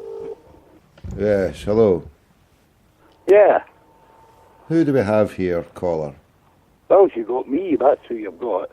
That's yourself. What happened to your phone? You're phoning from a mobile? Mobile went fire and fucking started to burn my hand. I guess for too much swearing on it. You're alright. So here's my point, my going away point tonight. It's a question directly to you. Are you ready for it? Batter in. Now that Peter has been granted a forum of executive power inside Hampden, do you think it'll make much difference to Scottish football? Well, I'll answer that by saying, what do you think? I think it's a load of piss, to be honest. But I asked you the question. No, but I asked you second, so I'm asking you to second it. What do you think? Well, I've asked you the question, I've given you the answer from my opinion. What do you think? Will Peter do a job in there for us? Has Peter done a job for us as a chief executive of Celtic? Well, that wasn't the question I asked you, Tommy. Well, that's my answer. No, but that's not the question. You think he's done a good job at Celtic? Law has now got a forum of executive power. I'm asking inside you. the SFA. I'm asking you. Will it do any good? His executive power at Celtic PLC, is it any good? Some say aye, some say no. What do you say? I say it's reasonable. On what basis? On what basis of what? It's reasonable. What's reasonable about it? Well, he hasn't took it into liquidation. And that's a yardstick we judge him by? Well, the yardstick is we're in good health. At what cost? Sorry? At what cost are we at good health? At what cost are we in good health? Yeah. Well, we're not in liquidation. Again, why are you using that as a yardstick to judge it? I'm saying, at what cost are the good health do you think that we're in, where the fans in the last few weeks have been ostracised, given warning notices that are going to be getting vacated? Yeah, we covered that the other night, didn't we? And we came to the conclusion it was a bit of a farce. Right, so the point with the board being reasonable to a degree. I'm not talking about the Celtic board, I'm talking about Peter Lawwell here. Well, Peter Lawwell, to a degree. Peter Lawwell today has been granted some sort of power inside the SFA. I know. Is it a good thing or a bad thing? So that I'm trying to get to the basis of... No, Peter, I'm trying to get an answer out of you. I know you are, Answer but... the fucking question. Listen, shut the fuck up and go with me, right, for the sake of a debate and an argument, and try to get to the point of you're asking... If I went with you, I'd be driving a fucking taxi as well. Listen, I ain't driving a fucking taxi. I've got a bus pass. I'm on a special mission here. I'm integrated transport for the crackpot nation. Well. What? I've got a bus pass as well. You get yours free. I have to pay for mine. $23.70 with a zone card for 3 zones. You can jump about Glasgow, bouncing about, checking it out. But listen, right, keep to the task here. The task is, Lawwell, is he doing a reasonable job? You've asked me, right, to get to the nub of will he do a good job? Well, now, you know do a good job, Hamden. That's the question I'm asking you. But you know my opinion of him and what I think of him. I don't know your opinion if he'll do a good job at Hamden or not. But my opinion is he's not doing a good job at Celtic. So your opinion then is he won't do a good job at Hamden. That's why I'm turning it round to you to ask you about him, right? So's that you I'm too long in the tooth for you to turn it round to me. I asked you the question. Hold on, because I know. No, but hold on. The reason why I'm doing it this way is because I know, and you know, and anybody who's cared to listen to me, my negativity against him. Okay? Am I right on that? I don't know, are you? Well, of course. Well, if you've listened to it in the last few weeks, then I've been negative to him. So I'm asking you, right, because if you're asking me that as a question... then are you negative to him on it? Because this year, we should be going for 9 in a row. This year? If it was for someone who was doing better than a reasonable job. You say he's doing reasonable, I say he's doing poor. And I say he's doing poor because the basis that you use a yardstick is that we're not liquidated. My yardstick is we should have liquidated those dumb schmucks 3 years before by speculating to accumulate, by spending the right money in the right place. It's not about free spending and looking at them and saying, oh, if we do this, we could end up bust. It's sitting there as a Celtic fan, having the opinion of the same as other Celtic fans in that season, that Van Hesselump wouldn't score in a brothel in Amsterdam or up the fucking West End in the Aquarius sauna up in the West End, or Bubbles over in Giffnock, right? He couldn't score in any fucking sauna anywhere on the planet, and he couldn't score in the 6 yard. Fucking Scott McDonald had a fat arse on him. I had picked him up countless times steaming. I had even personally saved him from getting to jail. The police, there's no word of a lie. I say, well, lie, I swear to God. The price of fucking fish?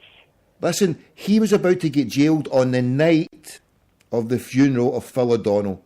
And I picked him up, right? And Scotland's prize-winning fucking journalist, Wacko Jacko, and up until just a few weeks ago, our top signing, Mr. Aidan McGeady. I kid you not, bro, right? On the night, picked him up, right? And then, hold on, I can't even be sure if Aidan came in the motor that night, but I know McDonald was there and Wacko Jackson was there. In fact, it wasn't Aidan, it was one of his pals or whatever. And anyway, I ended up dropping they two off, and then I took Wacko Jacko to fucking thing with, and I was anyway, that McDonald, they couldn't score, mate. They had fucking gone. And I would turn round to that wee McDonald and says to him, I says, why are you hanging about with that hat fucking wank for? He's like, what? I says, he's a fucking zombie. He's a fucking I don't want to say the name on here. All right, he's a fucking hun. He's a fucking hun. That's what he was. I said it to the cunt. I said, he's a fucking hun and you're hanging about with him. He's like, oh, but it's all right. It's all right. I says, it's no fucking all right. You fucking shouldn't be getting near that cunt there. I says, because everybody knows what he is, and anything you tell, he'll fucking spin. Anything you can pass it on to the other fucking side. What fucking planet are you living on, you stupid Aussie cunt? And he's like, fucking drunk, fucking wank.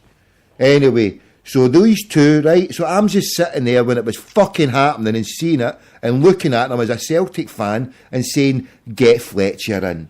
Get a fucking striker in. We came 2 goals. One against Hibs, one against Hearts. The league was ours. They had no Champions League money. They were bust. There was no Tony Mowbray season. There was another season of Gordon Strachan. Lenny was already moved in. Lenny would have moved in. Reasons why he left. No, but he might have got another year out of it. He might have stayed on because if he'd won the league, he would have said, well, okay, I might as well go on. And then we might have not had any Tony Mowbray season because by the next year, and then Stratton would have had 5 in a row and let be gone for 4 in a row. But oh no, Mr. Lawwell didn't step up to the plate, didn't see what every other Celtic fan was seeing at the time and put the fucking money on the table. Instead he was a skinflint and he kept to the biscuit mentality and he did a poor job, brother. So based on that evidence to the jury, I submit my case that he's poor for Celtic PLC. He'll do fuck all for Celtic and Hampden unless he clears out in the first year. Robert Campbell Ogilvie and the other fucking Stuart Regan and other nom de plumes, Petrie or whatever it is, clear all them out, then maybe I'll give him a bit of gratitude then. But until then, that's answering the question. Then is he going to do that? Is if Peter goes in there, notice I say Peter. Peter goes in there and your fucking first name terms, into your first name terms. The truth is coming out now. How much you rocks the boat? You wouldn't rock the boat. You wouldn't know how to rock the boat if you fucking tried. You're in there with Peter. Mr. Campbell fucking always says, "Oh." Listen here. You're in with fucking Peter. Now it's coming out. Now here's the investigative journalist in me coming out. You're giving it first name fucking terms. It's like a fucking Masonic cabal here you've got going down.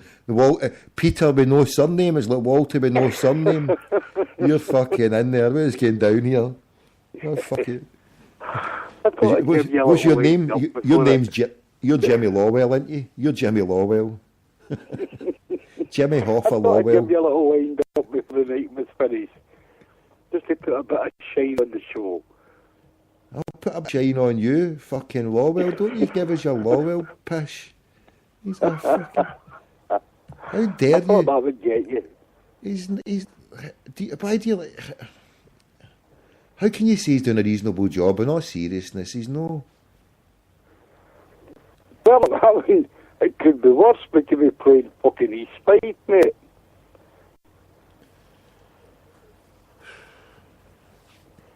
Yeah? Say again? It could be worse, but could be playing East Fife. But why do you use them for a fucking yardstick? Use who for a yardstick? The Mankey Mob, that we could be playing them. I know what you're saying. Because they are the fucking yardstick. No, but they're well as the sticky stick. No, but I thought they were dead and they were out of the equation and we're looking to the Champions League as a yardstick now. They are dead and fucking well dead and gone. But how can you say that? Because you're always using them as a yardstick in any part of an argument. But hold on. I asked you the question. But Peter go in there and make some waves.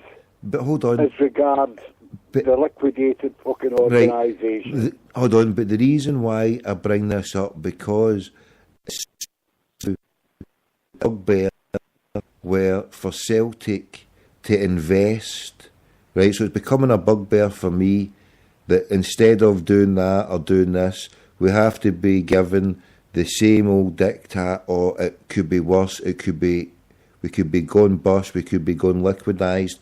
And so you're comparing apples with oranges.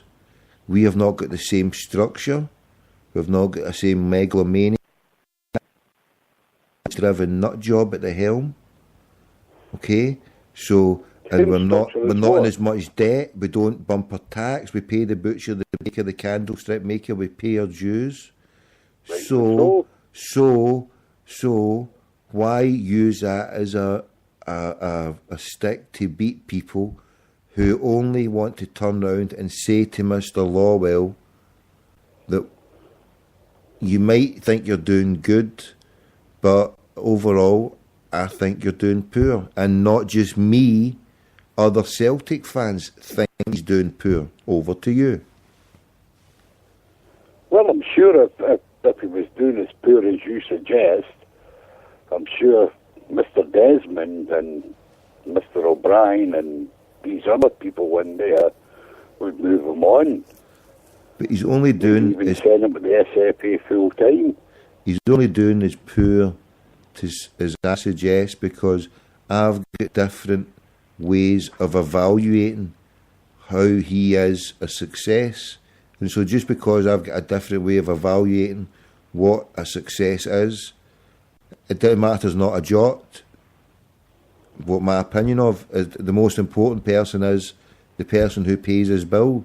So as people who pay his bill are people who go to the game, who sit in the comfy seats, who sit in the cold seats, who don't sit at all in the Green Brigade, and the overall top bill payer, I suppose, is Dermot Desmond. So if they all as a majority... Remember, I don't know, I mean, what are you, 40 odds? Can you remember any time in our history where we've been that well off?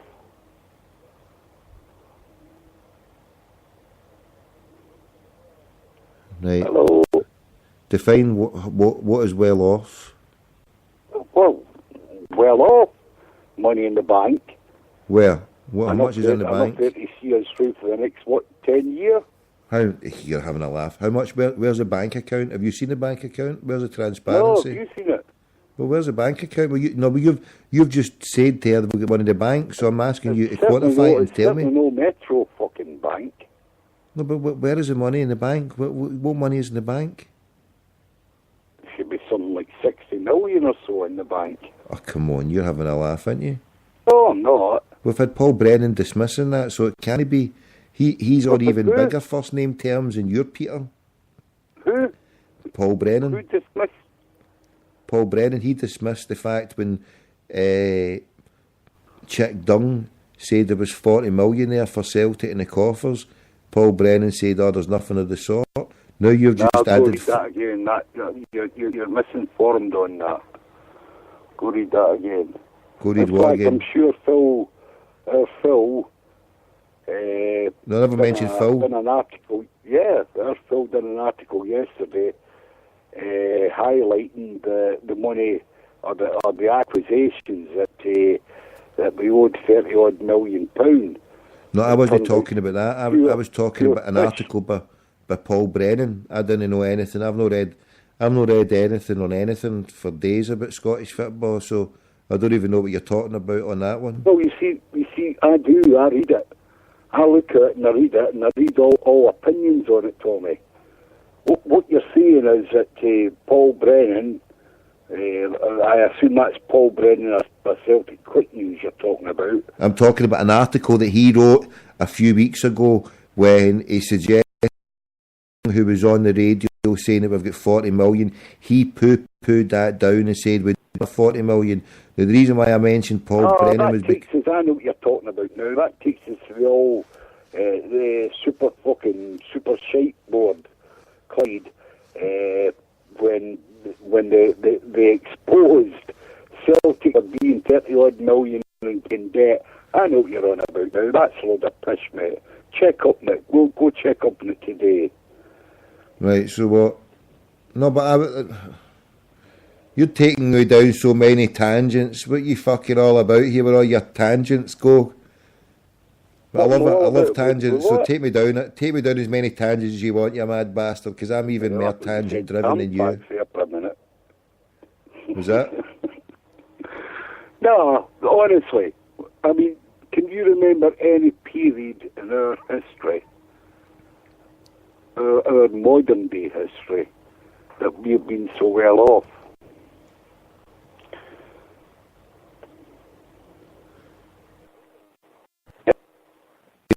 We're so well off with. What good is it? What good is it? What good is it doing? It secures the future of the club for the next 10 years, if you like.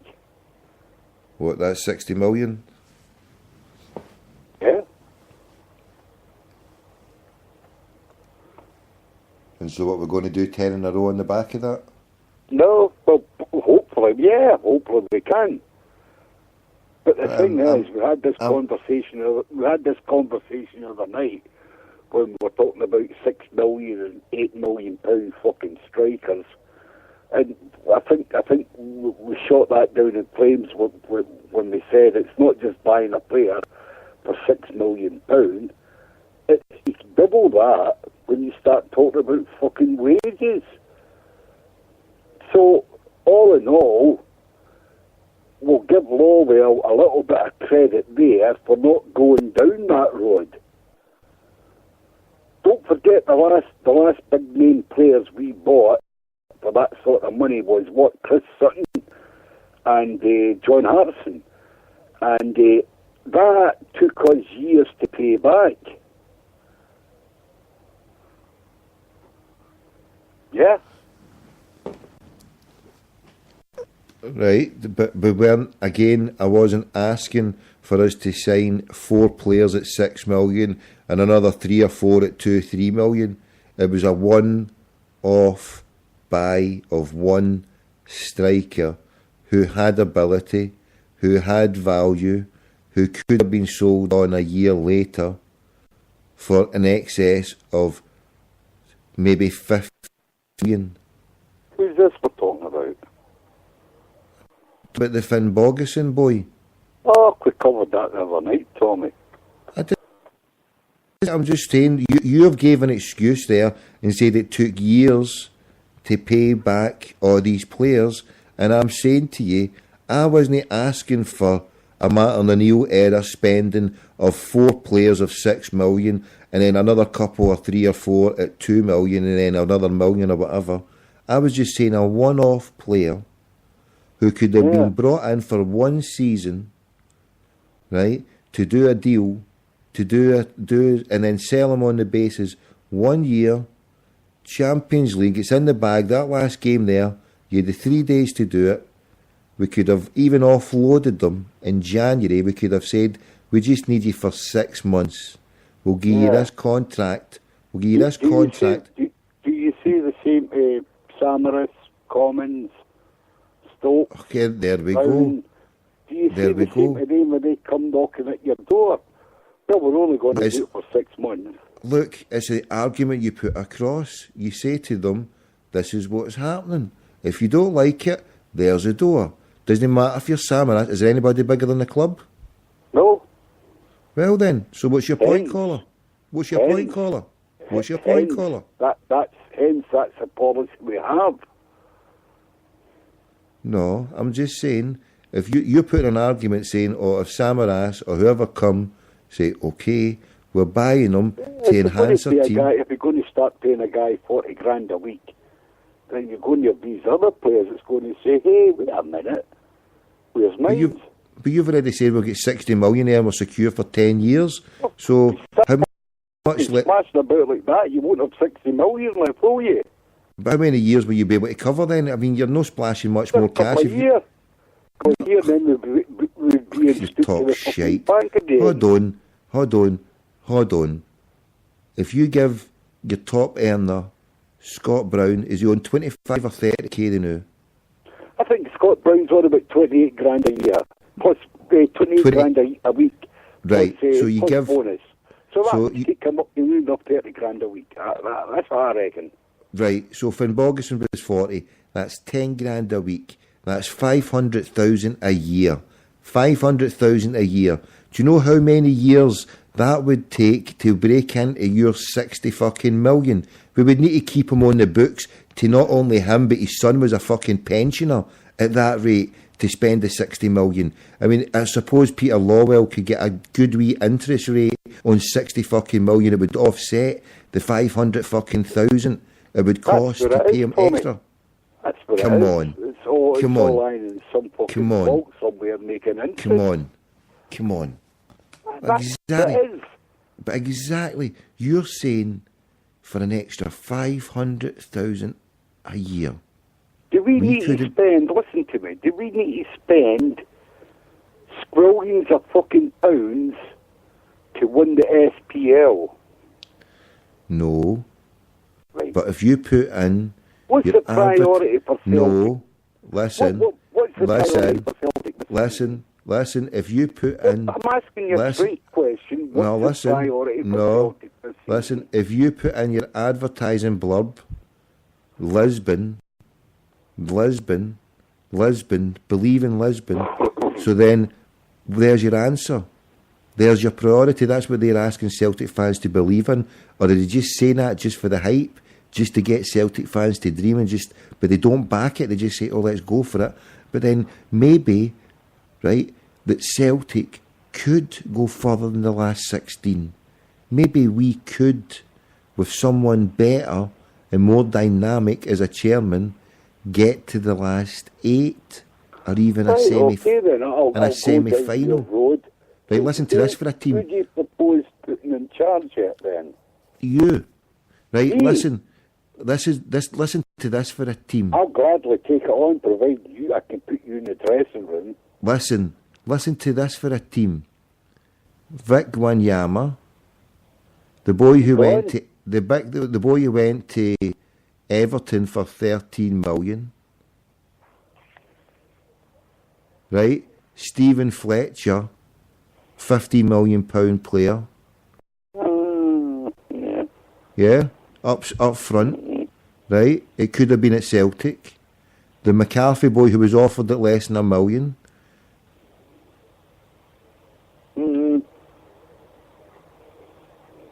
And so other players who could be brought in if a better thinking, more dynamic chief executive was there who could identify a player better than what was needed. You would say that these players, in your opinion, these players would be ideal for Celtic. What is his background? Peter Lawwell's, he's an accountant, so ergo... I'm asking you the question. You mentioned Fletcher, McCarthy, and the other boys, and you're saying that these players would be ideal for Celtic. Would have been ideal for Celtic. Well, at the times that we went in to purchase them, their value was lower. So if we had been in and they had progressed the way they have... Hold on, here's my answer, hold on, I'm not finished. If they'd progressed the way they have progressed in their career and they'd done that with us, then they would have went on to earn us millions the same way as Wanyama. No?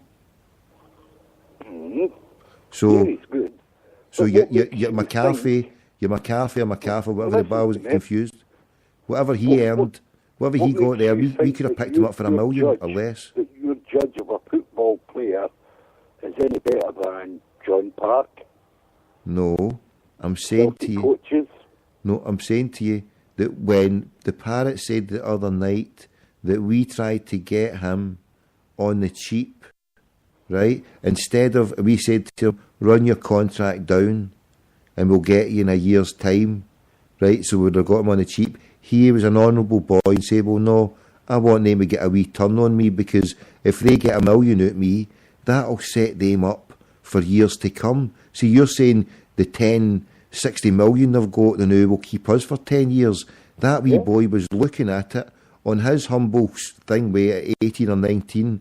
If I get £1 million for this club, that'll keep them for the next 10 years. That £1 million on the budget and the shoestring of what, and then a guy who helped him break in. Keep who good for the next 10 years? The deal, the Parrot last night or the other night mentioned that Peter Lawwell tried to get, or the Celtic board, whoever, tried to get James McCarthy, the one who went for 13 million, the boy for Castlemilk, tried to get him to run his... It was James McCarthy you're thinking about, not MacArthur. I know, right, okay. Right, so McCarthy... MacArthur's a current one, but go on. Right, so he was asked to run his contract down, and he turned round and says no, and he went and got a deal to Wigan for about £1 million. Now, in his mind, he would have thought, being an honourable wee guy, that this Billy Reid and the Hamilton thing way, they helped him be the player and gave him the chance. So he was doing a decent thing to stand by that club, knowing that if he turned down the Celtic deal and then the Wigan deal came along, well then that wee club that had helped him was going to get a huge turn.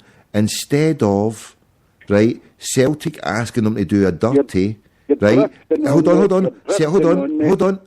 Celtic asking me to do a dirty, right? What kind of fucking sick logic is that? Okay, yes, indeed, for Celtic to increase their bottom line and the bean counters at Celtic, right? That's a good, wonderful thing. We're going to save ourselves £1 million. Oh, brilliant, isn't it? They've saved themselves £1 million because they didn't have to pay James McCarthy that wage. Oh, wonderful, brilliant. But then they ended up losing in the long run, didn't they? With their negativity and their bullshit way of trying to shaft another club. Because if they... Because if they paid that £1 million, they could have sold her for more. Would have been suitable to play for Celtic. What kind of argument's that? Come on, fuck's sake. Oh, I'm asking you a question. I'm asking we you. We all said this year that the boy Russell was ideal for Celtic in a bargain, a steal at what, £500,000? Yet we didn't fucking sign them. If any player, if any player can go for multi-millions, Fletcher, MacArthur, they would have been good enough to grace any Celtic team and put a jersey on better than some of the current players, and certainly better than all the ones previously, many of the ones previously who have come in, kissed the badge and left and done hee-haw. I'm not going to dispute that. We've had some badge kissers. But every club has them, every club gets them. Yes, but so what argument is that to put across when I put my point across saying that they might not be suited? I'm just saying to you, what attitude... The point I'm trying to get over here is Celtic employ very, very experienced people to look at players. They may well... No, but it's not about experience. Right, okay, players, forget about experience. And players' backgrounds and players... mindsets with a tooth comb. No, it's an attitude. What makes you think that these players would have been suitable for Celtic? I'm not wanting to discuss that. How does your opinion stand beside the likes of John Park and people like that? I'm not discussing that part. I'm discussing the part of the ethics of Celtic. Listen. You're asking me, do I think he's doing a reasonable job, Peter Lawwell? Right, if it was not him, well, I think it would have been him. I think it was Parrott said, if he's there, he's listening, he can tell us, it was the board, or was it by the instigation of Peter Lawwell, to ask a teenager, or whatever he was, 18, 19, to run down his contract, right? If that is the mentality of someone running Celtic, and I think he's a wank. Plain and simple. He's an absolute wank. And that's why I don't put money into Celtic. That's why I'm heartbroken, because I have firm belief that he's a stroker. Okay, when I say he's a wank, he's stroking the Celtic fans into thinking he's doing a good job. You, my good brother, have been stroked. Executive of our club. He's a stroker, so he's a wank. Hold on. For that one thing alone, to ask a young boy to run a contract down. Just for one opinion, he's a wank. No, but disregard. How many years? Because it's a shitty. No, because disregard that he's kept Celtic in the black. No, and it goes on. Forefront of European football. But But Ridiculous, hold on. that, Tommy.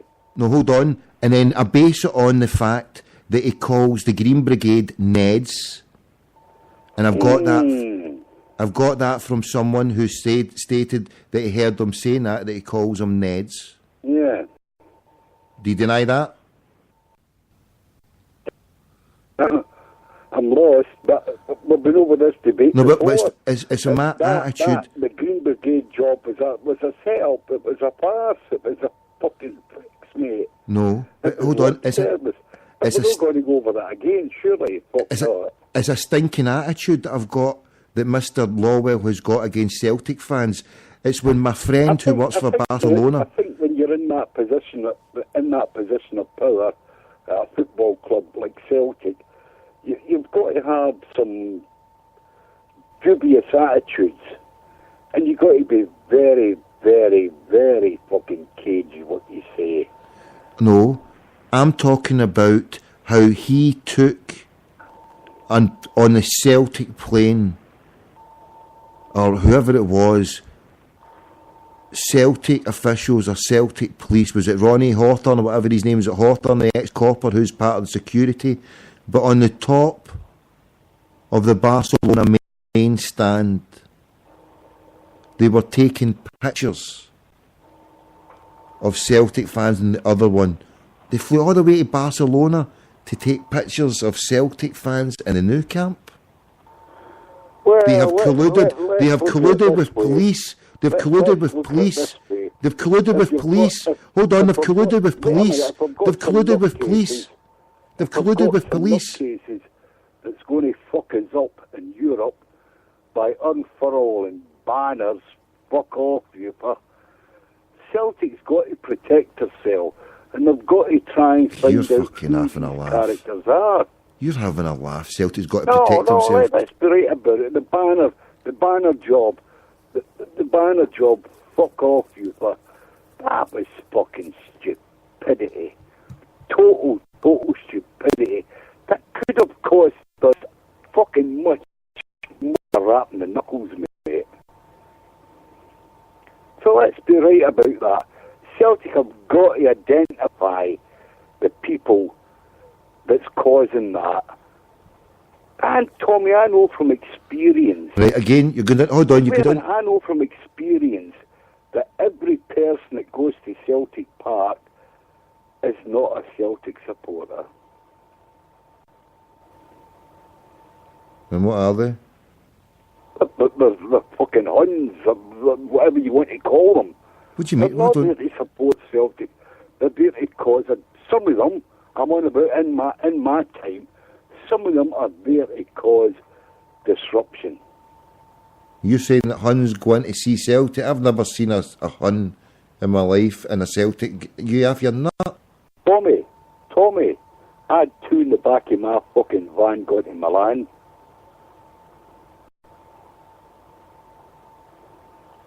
Yeah. Hello. Aye, people who claim to be Celtic fans, but they're just there just to. Aye.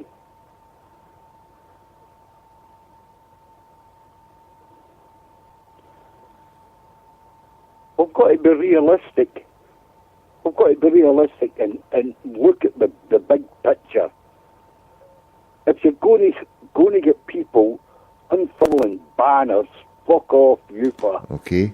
See what you're saying there then, right? Realistic and looking at that and saying that will never, ever fucking happen again. Right, well listen then, right? You made an accusation against Huns who go to follow Celtic. How about an accusation? Celtic. Don't be fucking putting me words in my mouth. You naughty bastard, you are. But the people who... What are you saying then? What are you saying? I'm saying you'll get people that goes to Celtic Park, that'll go to Dundee, that'll go to Aberdeen, but they're not Celtic supporters. But they're not Huns, they're just not Celtic supporters. But you can bet your ass there will be Huns. There'll be local Huns. So then you're saying they're Huns... Well, hold on, there's Huns, local Huns who go into a Celtic end and they'll cause trouble, and they'll do that in the way of being a Celtic fan. Yeah. But Celtic fans don't really cause trouble wherever they go, do they? Except for the ones that unfurled the banner in Upa. Well, hold on. So they're Huns for unfurling a banner in the I Ufa? didn't say they were Huns. I didn't say they were Huns. No, but I asked you. Hold on. I asked you a question about. Celtic looked at that and said that will never happen again. No, just rewind it back here. You're saying that Huns are people who are not Celtic fans cause trouble, and then you're saying that people who held that banner, and then when I say, and you say, oh, but you don't say that. No. Come on. How many goalposts you need to fucking move in the one sentence, never mind a conversation? Was the UFA banner job, which was stupid, absolutely stupid, was done by Celtic supporters. And Celtic rightly took the action that they're entitled to do by trying to identify them and get them to fuck. We don't need them, mate. We don't need a couple of nutwits to fuck us up in Europe. But hold on, we don't need... Leave that for Sevco law. But hold on, earlier on you were saying there, a fascist state, we don't need them. Someone putting a banner, someone putting a banner saying fuck UEFA, is that not a democratic right of expression? Fascist state and what? What's that got to do with Celtic? Because, hold on, why, right, listen to this part, right, and I'll let you back in, don't say anything, just try and digest this part, right? You ready? I'm ready, yeah. Right. The banner, fuck UEFA, was someone's democratic right. No, boy. No, you said you would listen. That does do. You said you would listen. Someone's democratic right to say fuck UEFA, and that was against UEFA for putting out a warning against us, and even a fine, I think it was, for allegedly singing, for allegedly singing offensive, racist or bigoted or sectarian songs, which was reported by the SFA, and which on a phone call to the second in UEFA at the time, Mr. David Taylor, he stated in a call to me, this was a month before my Craig White call, he stated in a call to me that his wife was at the game and his family were at the game, and they had nothing of the sort. He discussed it in the Taylor household and thought it was an appalling act that nothing was there. And the whole act was about the standing up for Celtic's right not to be categorised as sectarian singing. And this is another failing, another poor point on Mr. Lawwell for not standing up for the Celtic. Wait a minute, for the Celtic culture of being able to sing. A couple of fucking half-wits the right to produce a banner, fuck UEFA, in a UEFA competition. Aye. Because, hold on, you're wanting to jail someone for putting a banner saying fuck UEFA. Anybody. And no, you're calling them half-wits for putting a banner up saying fuck UEFA. That's what they are. Right, but hold on, why was UEFA coming at us? Why would they try to shut us down in the same way that Rangers were shut down? Because of what? Sectarian songs. We were going to listen. Have you got an inability to fucking listen? UEFA were trying to hammer us for fucking sectarian singing. So why didn't the fucking board come out and say, listen, UEFA, fuck you, not going to listen. Why did... And the SFA. Well, why didn't... Listen, this is why Lawwell's a fucking wank, because he should have turned round and said, we do not want to be associated by those racist fucks Our songs are not songs of hate. Our songs are about Irish culture, against oppression, against these racist fucks. And unless he's got fucking balls to come out and say it, then he's a fucking wank. And for you to fucking no defending him, what's your fucking point? How can not defending him. you are fucking defending him. No, but hold on, when you turn... factual about it. No, but hold on, when you turn around and say someone's a fucking half-wit for putting a banner when it's a right of fucking free speech, I gave you the right of free speech in my show to come on and call someone a fucking half-wit. Would you agree that that banner was correct in putting up? No. Do you agree that the board should have turned round to UEFA and says, fuck UEFA, instead of a fucking fan doing it? Peter Lawwell should have said, listen, you fucking wanks. Fuck you, UEFA. Yes, because that's why he's a fucking wank, because if it was someone with fucking balls in there, they would have turned round to UEFA and the SFA and says, fuck you, we sing our songs, and how fucking dare you assimilate and categorise us in the same as those filthy racist bastards. And if you don't see that fucking point now, then you can fuck off as well with UEFA, with the deepest of respect, brother, because don't come on here and call someone a half-wit, and don't come on here and say Peter Lawwell's doing a reasonable job when he does not stand for Celtic. You said they're Celtic fans, people not Celtic fans. I would want to put a question to you. Celtic, not Celtic fans. Celtic are employed... denying me my freedom of speech. Because you're talking shite. Oh, come on. But don't call somebody a fucking half-wit that puts a banner. That's a bit harsh, that. Well, because, the deepest respect, you're talking shite on this, bro. I love you to bits, but on this one, if Celtic fail to stand for the rights of Celtic fans to sing songs, and it does my nut right fucking in. That's why I don't want to go near fucking Celtic, because there's people at Celtic who are selling out our roots and our culture and our principle, and it means not a fuck to me. I don't sit beside consumers of Celtic. I don't sit beside people who say they're a Celtic fan and then they want to criticise and they want to say, oh, we're doing a wonderful job because we'll get millions in the fucking bank. Fuck the millions in the bank. There's people fucking starving in East End. I never say it. Tommy, I've been a Celtic fan for over 60 years. God bless you, brother. I mean, that's a bit harsh, that, isn't it? Well, I'm sorry. You're a Celtic fan, and what your Celtic what you want, and my Celtic that I want, differ. And you're wanting Peter Lawwell. I look at the big picture. And what I don't? No, I didn't say that. Well, I'm trying to, bro. Big picture. Well, hold on. About it. I read everything that's said about it. Right, but tell me then, brother, right, how can Celtic not... You're saying someone is a half-wit for putting a banner saying, fuck UEFA. Oh, yeah. I've been sad since Fergus McCann's day, since he's been employing people who are not of a Celtic nature, people who come from another background. Jock fucking Brown, yeah.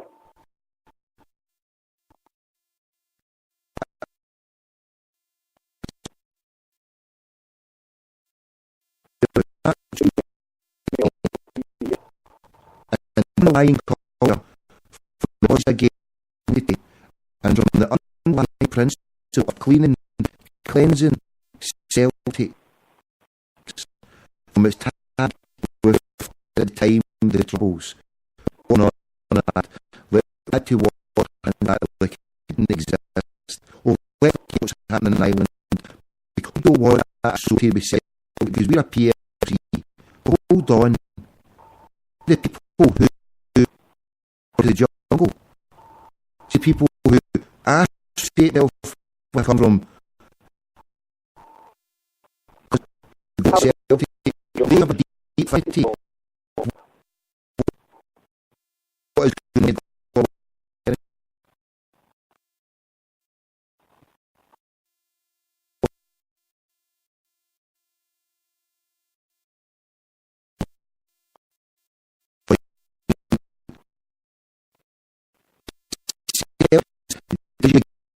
And then next of 19 years, we're kicking pushing up with UEFA and you're all half because you're bangers and fucking flares and all.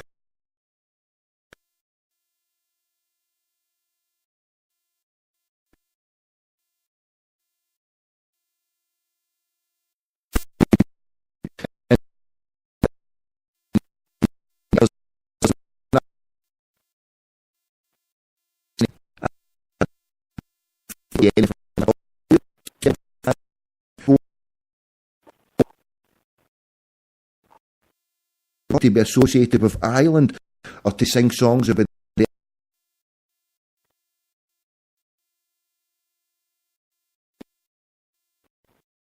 don't see that and see what the problem is called between fans. We've got different types of fans, and we've got a board who is a group of fans. So if we got we're doing brilliant champion, we've got lots of money there, everybody's ticky boo. We're getting around the balls, blowing his lips saying the fact that Andrew Kelly, all the people for the and help people out who have all through the war session in 70 years, only to alleviate of the people of the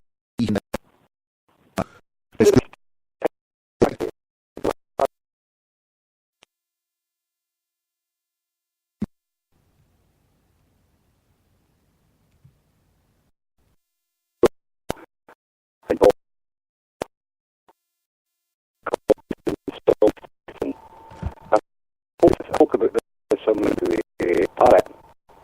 So you need to all the lot.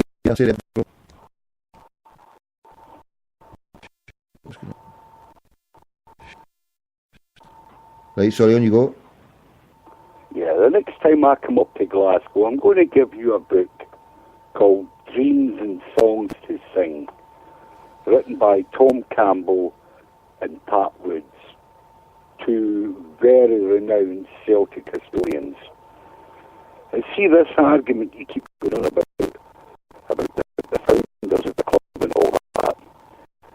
You're in for a awakening, because most of these guys creamed it off.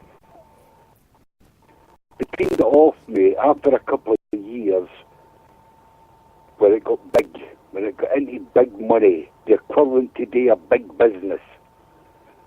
These guys creamed it off, and in fact, they were instigating in the removal of the good brother. Because it was no longer sensible to run it as a charity, but to run it as a fucking business. I'll give you that book, Tommy, with my compliments. And I hope you read it. No, look, I know that's what happened. Yeah, because it lasted for how many years did it last that they were doing it? Was it 3, 4, 5, 6, 7, 8 years? If that did it even last a decade? It didn't even last a decade. There you go. Hold on, I've got a bad line. I'm going to phone you back.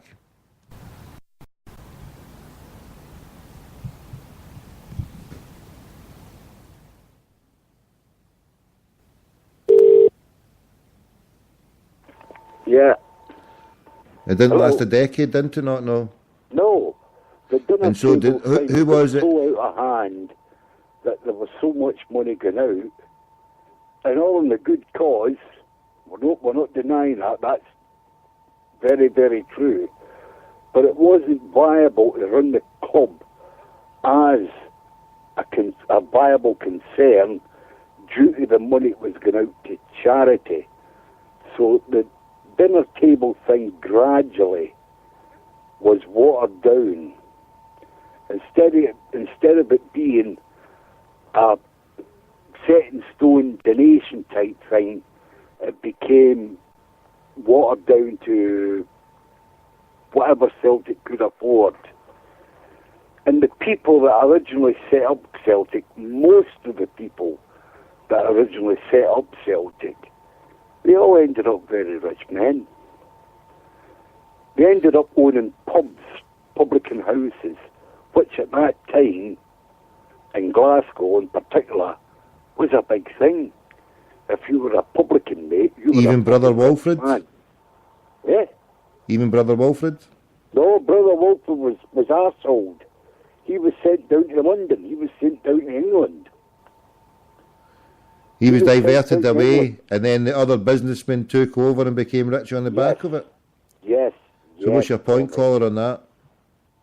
Sorry? What's your point on that, caller, and then I'll give you my synopsis. I'm trying to explain to you about when it first all started up. It started up with the greatest intentions, yeah. So But the just good because intentions- just wait a minute, because the good intentions went to the board because it got so big so just they because couldn't afford it. so just because, right, some people sold out for their 30 shekels of silver, right? The good intentions that was I don't have initially to there. say they sold out for 30 pieces of silver. But Well, you go just on. said that, hold on, right, but for want of a better phrase, right, that they stopped the way that the club was run. And now you brought this in as a way to educate me on how I always talk about how the ideals of this club were set out. Now, after a few short years, it didn't even last a decade, right, that the people who were doing it decided, hey, we're on a heavy money spinner, let's make something out of this. Now, for me, right, I call myself a penniless billionaire, right? I ain't got a pot to piss in. I'm soon to become homeless, right? I'm carless now, so I'm walking about and going about, and I hope to God and pray that I never have another penny in my life. In fact, I don't even want any money, right? But the fact I've got to live in this capitalist system, right? Because my understanding of the money system is, right, and if you come and offer me $1 billion or $1 million, I hope and pray as well to God that I can desist from ever wanting that and all the riches of it. And if you certainly came to me and says, Tommy, recant your faith with your belief, here's $1 million or here's $1 billion, I would hope that I wouldn't take that. Right? I hope I wouldn't sell out to principles. And it's hard. It's easy to say it in a situation when you've not presented it, but when you presented it, how would you deal with it? Would I go and do what those people did then at that time? Who the fuck knows?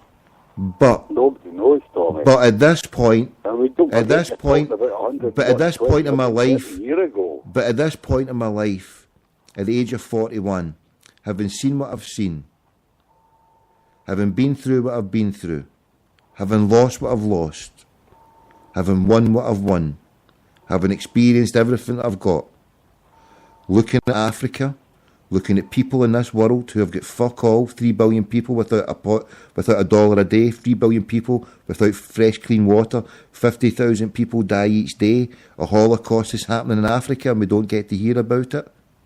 Depleted uranium gets dropped in Fallujah, effects happen all over the place. I'm at a position in my life where I'm happy for just being alive in my situation and having whatever I've got now, right? And what I'm trying to achieve for myself now, right? I'm not money financially driven, and I hope I stay this way for the rest of my life with this attitude, right? And with this mindset, right? And all I'm trying to do with my suggestions, I'm operating a crackpot system of NLP, Neuro Linguistic Programming. I'm auto-suggesting to people what I would like in my utopian dream. So my utopian dream has placed principles that I try to want my life to be like. So when I talk about Celtic in a way that I do, and I talk romantically about those ideals, okay, the way I do, what happened within a few short years. And that is a test if anyone who was to get into Celtic, who has got those ambitions, and I don't want to be in at Celtic, I don't want any power of anything or anywhere. I really don't want any power of because any type of power, look at the situation that happened to the people who started that club. You gave them that. For any power and any wealth, you have to be very careful what you wish for. Okay? You have to be very careful, because look what it does to people, even with the best ideals. But what I'm saying to you is that how you can say Peter Lawwell's doing a reasonable job, right? And how I don't think he's doing a reasonable job. You there? I'm here. Yeah, go on. I don't think he's doing a job. And I think that he's forgotten his roots, maybe. Maybe that's why he's a wank. He's a bean counter. He was a Celtic supporter in the first place. Who, Peter Lawwell? Is he? I don't know. I'm asking you. I don't know. Do you know? I don't know him. What makes you think he's forgotten his roots? You said that. Well then, I've heard... To me, Peter Lawwell is a fucking businessman. He's the chief executive of the biggest club in Scotland that produces many millions of pounds a year, and he's doing the job he was set on to do. Being a Celtic supporter has fuck all to do with it. In his eyes, that's not a compliment I'm giving him. It's just a fact I'm giving you, Tommy. Hold on, it's still coming through here. Someone said it's bad. It's bad connection here. I don't know, is it still bad? Can you still hear us there, Kevin? I can hear you all right, yeah. Kev, 1888, connection is bad. Tommy, barely making anything out, you're saying, mate. Is it better now? Or was it just back then? Sorry, just repeat that last point again. I say to you, what makes you think that Peter Lawwell has forgotten his roots? Well, I was only putting that as a Celtic supporter in the first place. Well, I was putting that out as an auto suggestion that if you knew that was the case, he pretends that he is a Celtic fan. I've heard from other that he is. And well, then that's... I'll just say that Lawwell is the chief executive of the biggest Scottish football club in Scotland that produces many millions of pounds a year. And he's doing the job that he was set on to do. Doesn't make him a fucking Celtic supporter, does it? And I said, I don't mean that as a compliment to fucking Lawwell. He's a guy in there doing a job that he was set on to do by fucking Desmond Boy, who is the real master of it. Whatever Lawwell does, it's at the behest of fucking Desmond. Right. So, the policy has been for the last 20 years to put people who are non-Celtic minded. I didn't say that. No, I'm saying that. What makes you think that he was Celtic minded in the first place? Right, okay, I'm Did he saying... not come from Clyde Port Authority or somewhere like that? Was he not chief executive of Clyde Port Authority or some place up in Scotland? Right, but the fact is, Celtic have been put in positions right through the club, right? I'm not talking about the playing staff, taking away from all that, in the executive role and other departments at Celtic, people who are not Celtic to the core, right? And when Celtic, and that gets to be a problem, when Celtic don't put out a statement telling the governing bodies in this country, in Europe, where to go when we're put in the same bracket as the other mob. Nah, you're wrong there. No, but hold on. The club. Yeah, you're wrong there, because we're not put in the same bracket as the other mob. Of course we They're are. put above us. No. They put above us. Above us, Tommy. No, I'm talking about when it comes to songs. When they, right, now, see the thing about UEFA? Rangers were hammered for their racist songs. And for some reason, we get reported. It was a huge case of whataboutery. By Police Scotland, by Kenny McCaskill and co. Right. And so, head of sectarian, he spoke to his wife who was at the game with his family, David Taylor, and says to me he didn't think it was offensive, and I spoke to him all about that fuck UEFA banner, right? And so, fire, but go on. Sorry? I said I wouldn't piss on him if he was on fire, but yeah, go on. But he was a fair man. He's not took my call since then, but on that call, he said what's... and I'd got him to even say, fuck UEFA. I mean, he was even saying that in the phone call to me. He was saying, fuck UEFA. But the banner, he stated that the banner was silly. Right? But my point was that why were Celtic being targeted in the first place when him and his family said, well, there was nothing about what happened. So then, or the shooting the WikiLeaks, you're messenger. We done nothing wrong, yet we're getting hammered for it. So fuck UEFA, fuck UEFA. And your brother, you're saying, probably that's been the story of our fucking life for as long as I can remember. What? That we'll get hammered for anything. Yeah, but listen then, so if we're going to get hammered, we might as well get hammered for fucking actually doing something. And the club come out and say, well, fuck UEFA. Hold on, you're sacking us, you're giving us into trouble for singing a song that isn't offensive. Well, fuck yous. If it was me as a chief executive, I would come out and say, fuck you, swivel on this. Fuck yous. And about a job, I wouldn't last it, so that's why I would even take the job in the fucking first place. But we're having some balls.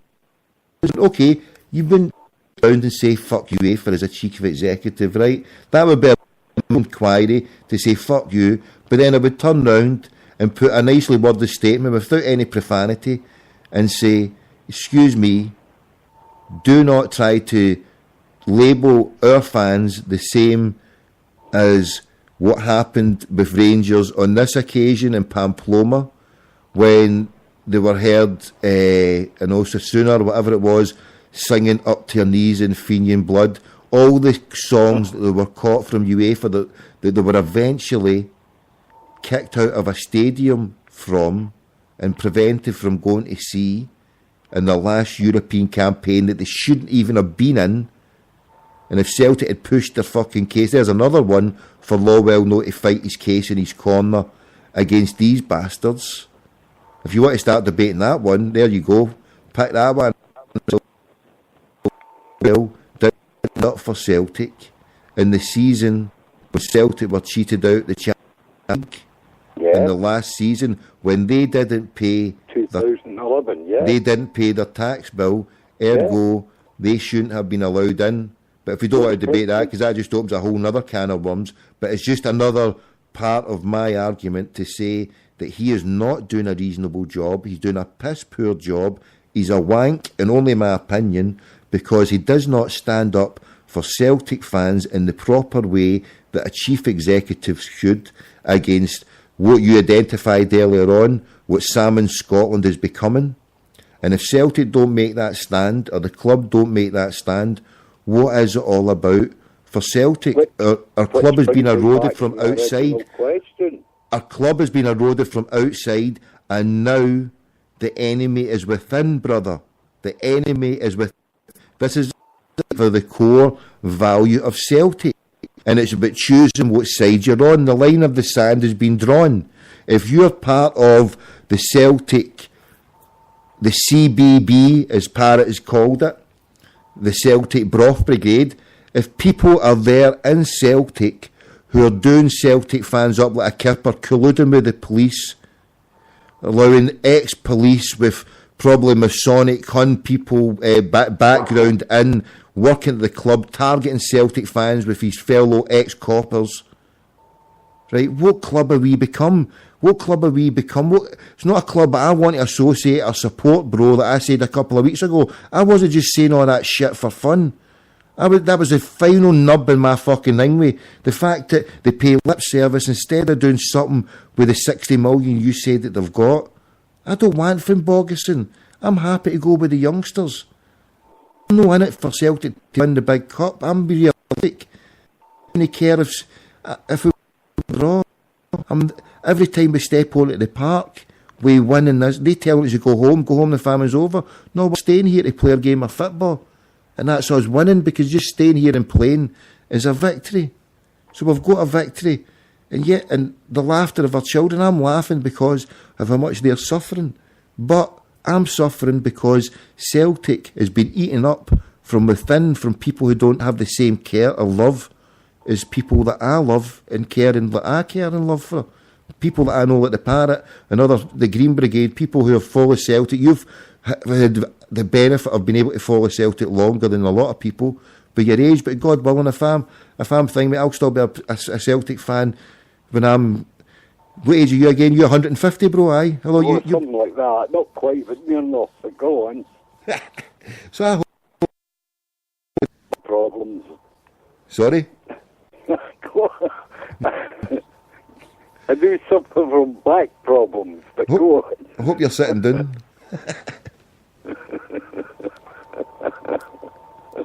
Oh, God bless. No, I'm sorry. I don't mean to get it tight. I'm just saying my position on it. Listen, let me tell you straight here. You wear your heart on your sleeve. I'm not criticising that. That's a compliment. You wear your heart on your sleeve. And it's guys like you that comes on here every night of the week, 4 or 5 nights a week, that produces your opinions, your passion. That's what's needed. What is needed is the rest of the supporters to grasp the new media and never let it go back to the same shite it used to be. Wear your heart in your sleeve, Tommy. It's shit. What good is it for when I'm sitting here ostracised from my club because it's been eaten? You couldn't sit here and do this 10 years ago, could you? But the parasites in my club... Could you sit here and do this 10 years ago? But what good is it if the parasites in my club have eaten away a club that I no longer can support? What good is it? I'm sitting here on the side... That's a matter of opinion, isn't it? But hold on. But what they want us to support is not what I want to support. So that's what I'm saying. I might have stupid high principles. Yeah, I watch them on a stream, and I'll always watch the results, and I'll always want them to win. But don't you think... I love taking wee Paul since 60s up to... He phoned us last minute, and my daughter, who is just crazy about Celtic, and I phoned her when she was going out of bed. You want to come to Aberdeen? Of course I did, boom. And I loved it. It's a brilliant day. I would love to do that every week and go and see Celtic. But I would want to do it to Celtic Park, but I can't. Because I don't want to be associated with what the Celtic is, the brand, what the people who are running it, what the CEO, do you think's doing a reasonable job? I can't put a Celtic jersey on. I have to walk about with non-Nike merchandise. I've got Celtic one with the big cup, and I've got the 4-leaf clover, and I'll walk about with them, but I can't put the actual jersey on my thing with, because I've got a stupid viewpoint. We can't all be the same, Tommy. We've all got different opinions. I know. And different outlooks. I know we that. Can't all be the same. I know, but there's a lot of Celtic fans who have shared not all my opinions, but just a few of them. Like the few of them about their singing and their songs. The one thing is a main thing for people, the singing of the songs. And it's been festering for nearly 20 years since Fergus McCann with the Boys Against Bigotry. I ally that with what we've identified now as Celtic fans, Celtic people working for the club who might not be doing it because they're a passionate, like me and you Celtic fans. We're sitting here at 10 to 3 in the morning talking about our club. I can tell you a story about Fergus McCann and the boys of the old brigade. But I'll leave that for another day because it'll take me an hour to fucking tell you. Give us the abbreviated version. It's true. So the next time we talk, we'll maybe talk about that, about Fergus and the boys of the old brigade. But I won't get to it now because it's knocking on me. It's going, fucking 3 o'clock. I know. And I'm busting for a piss. Right, well, I'll let you go. Yeah. So we'll leave that for another day. But we all have our opinions. We're all Celtic supporters. We all have our own way of supporting the club. Never forget that. Aye, but then you're from a younger generation than me. I'm from an older generation. I've seen a lot more.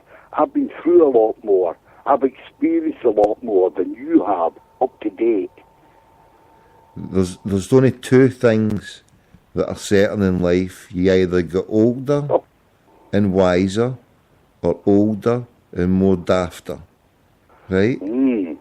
So you're either getting older and wiser or older and dafter. I don't know how to take that as a compliment or no, but... You've not heard my second line yet, so you're 50-50. Right? Like me, I'm as daft as a brush. Some things I might have a good opinion on and I might be wise on. Oh, I used to be your age as well. I used to be as daft as a brush. You still are. You're even dafter than a brush, I mean. But you're wise. You're a wise daft as a brush, right? But I'll tell you what about me, mate. I'm knocking on. A lot of people think I'm a silly old cunt, whatever the case may be. But I'll never, ever, ever slag my club. I'll never, ever let anybody else slag my club. I'm on this internet and I fucking watch and read everything. And if I see anything that's disingenuous to my club, I will fucking up and bite them. I'm from Scottsea tonight. Hold on, but your fellow fans half-wits for the democratic right to put a banner saying... It's not democratic, it's stupidity. But hold on, the point was that they were doing it because their passion was that UEFA shouldn't be treating us like that in the same way. Tommy, fucking UEFA in a UEFA Cup fucking game, they're the bosses. You don't turn around and tell them to fuck off because what's going to happen? But look what happened. You fuck off. But look what happened, right? Look what happened. That came out, right? That came out, and then it just went so quiet. You never heard anything of it. And then 2 months after the decision was made, it was announced. It was just a minor slap that they got over the fuck UEFA banner. It watered under the carpet. I think you got to give Lawwell and Desmond some credit for that. Boys, it was fucking me. It was fucking me. Daft as a brush, mad fucking Tourette's cunt like me. I got onto UEFA and I said, listen you fucking cunts, fuck UEFA, and these fucking songs are nothing. So don't you give that cunt a credit when it was fucking me to go on to fucking David Taylor. The proof is there. Every cunt listened to it. It was fucking me. And I got him to admit that his family, I got the secretary of UEFA to admit that there was fucking nothing there. So it was me. Don't you give that cunt Lawwell. He's a fucking wank. How dare you get fucking banned. Away day your pish. You've been talking pish here for too long.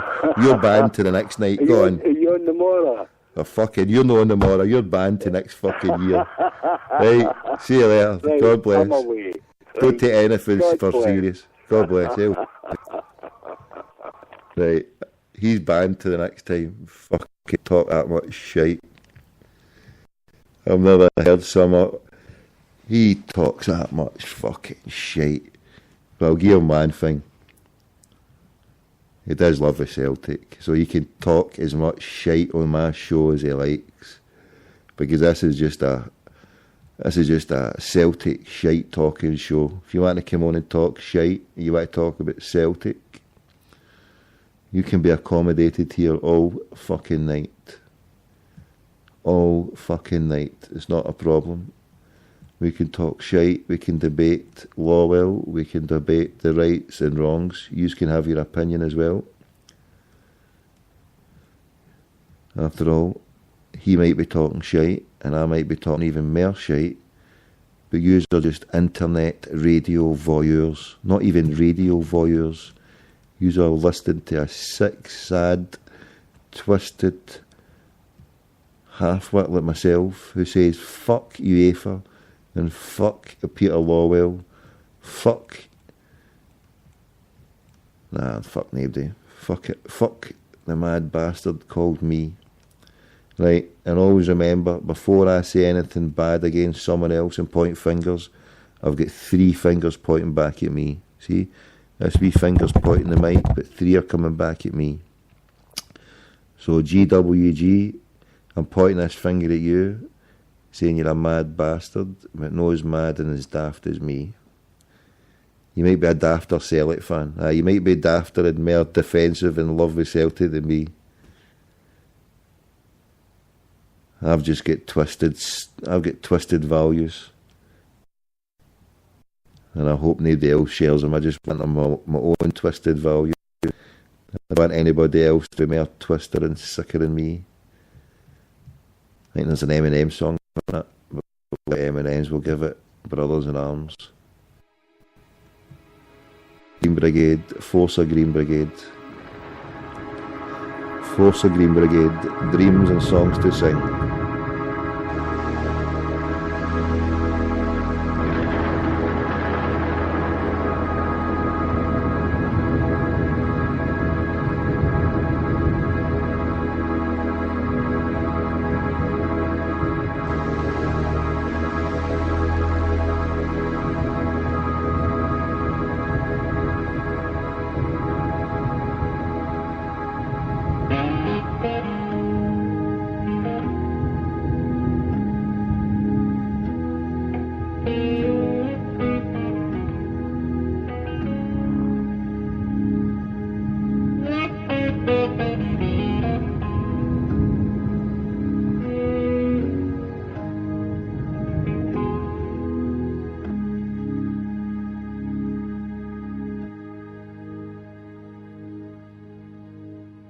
These mist-covered mountains are home now for me, but my home is the lowlands, and always will be. Someday you'll return to your valleys and your farms, and you'll no longer burn to be brothers in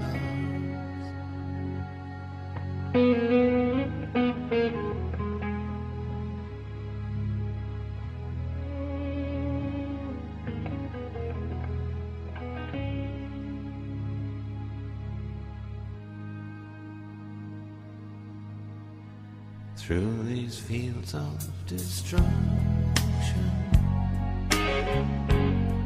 baptisms of fire, I've witnessed your suffering as the battle reached high,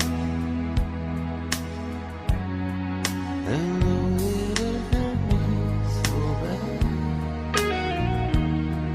in the fear and alarm,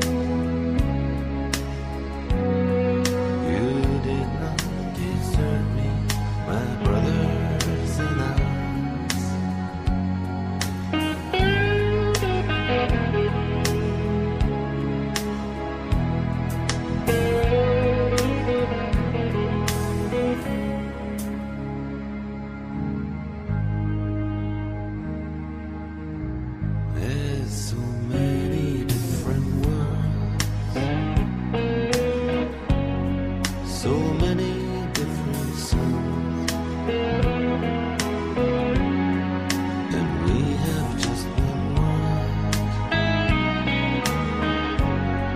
but we live in different worlds.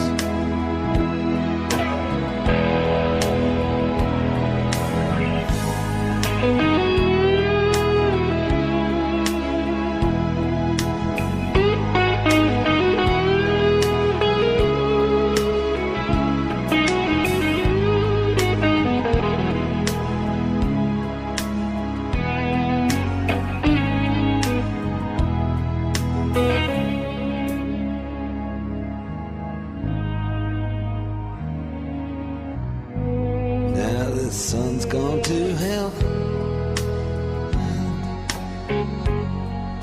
The moon riding high.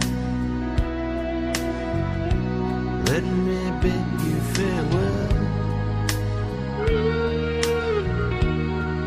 Every man has to die, but it's written in the stars. In every line in your palm, we're fools to make war on our brothers in arms.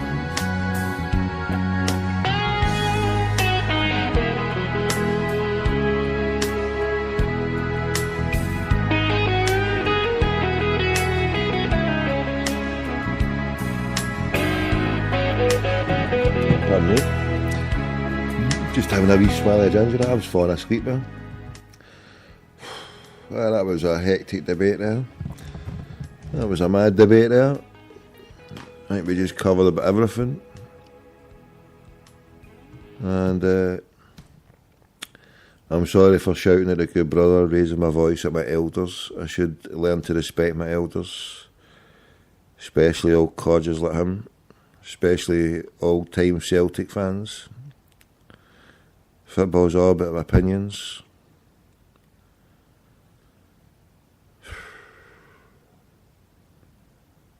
At the end of the day, it's just a game. Just a game played over a wee stupid plastic ball. But when you watch it happening, when you see the skill and the beauty of a Stokes free kick over the wall, or a Stokes running through the Carrigandy defence in the last minute, whether you're listening to it on the radio in a car park, a McDonald's waiting to pounds to pick up a fellow Celtic fan for £20 into the tune, a Scouser or an XL Scot, I know not.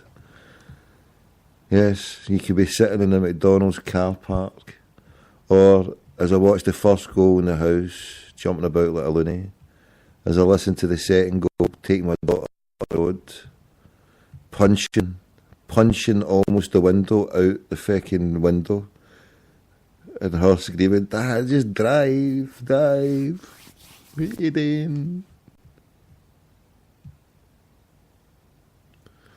Oh, why have I done that? Yes, and then sitting waiting to waiting to pick someone up at the end of the game and jumping about like a loony in the car.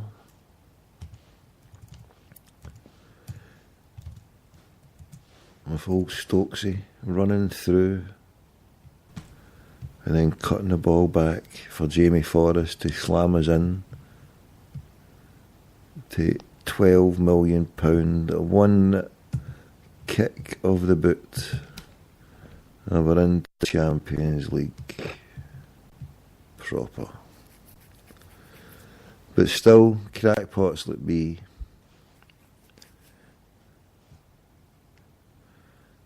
it's not that I'm a perfectionist. I'm far from it. It's that I'm a crackpot. And I want to see the good in everybody. I want to believe in the good of everybody. And I want to believe in the best for something that I love so much, Celtic. To be the best. To be the best team in the world. Not just in our opinion, but in others across the world's opinion. I want everyone to see and to have the same belief that we have. They are the greatest team in the world. I don't want them to say about Barcelona. I want them to say about us. Celtic, we are the greatest team in the world. Run by Celtic fans.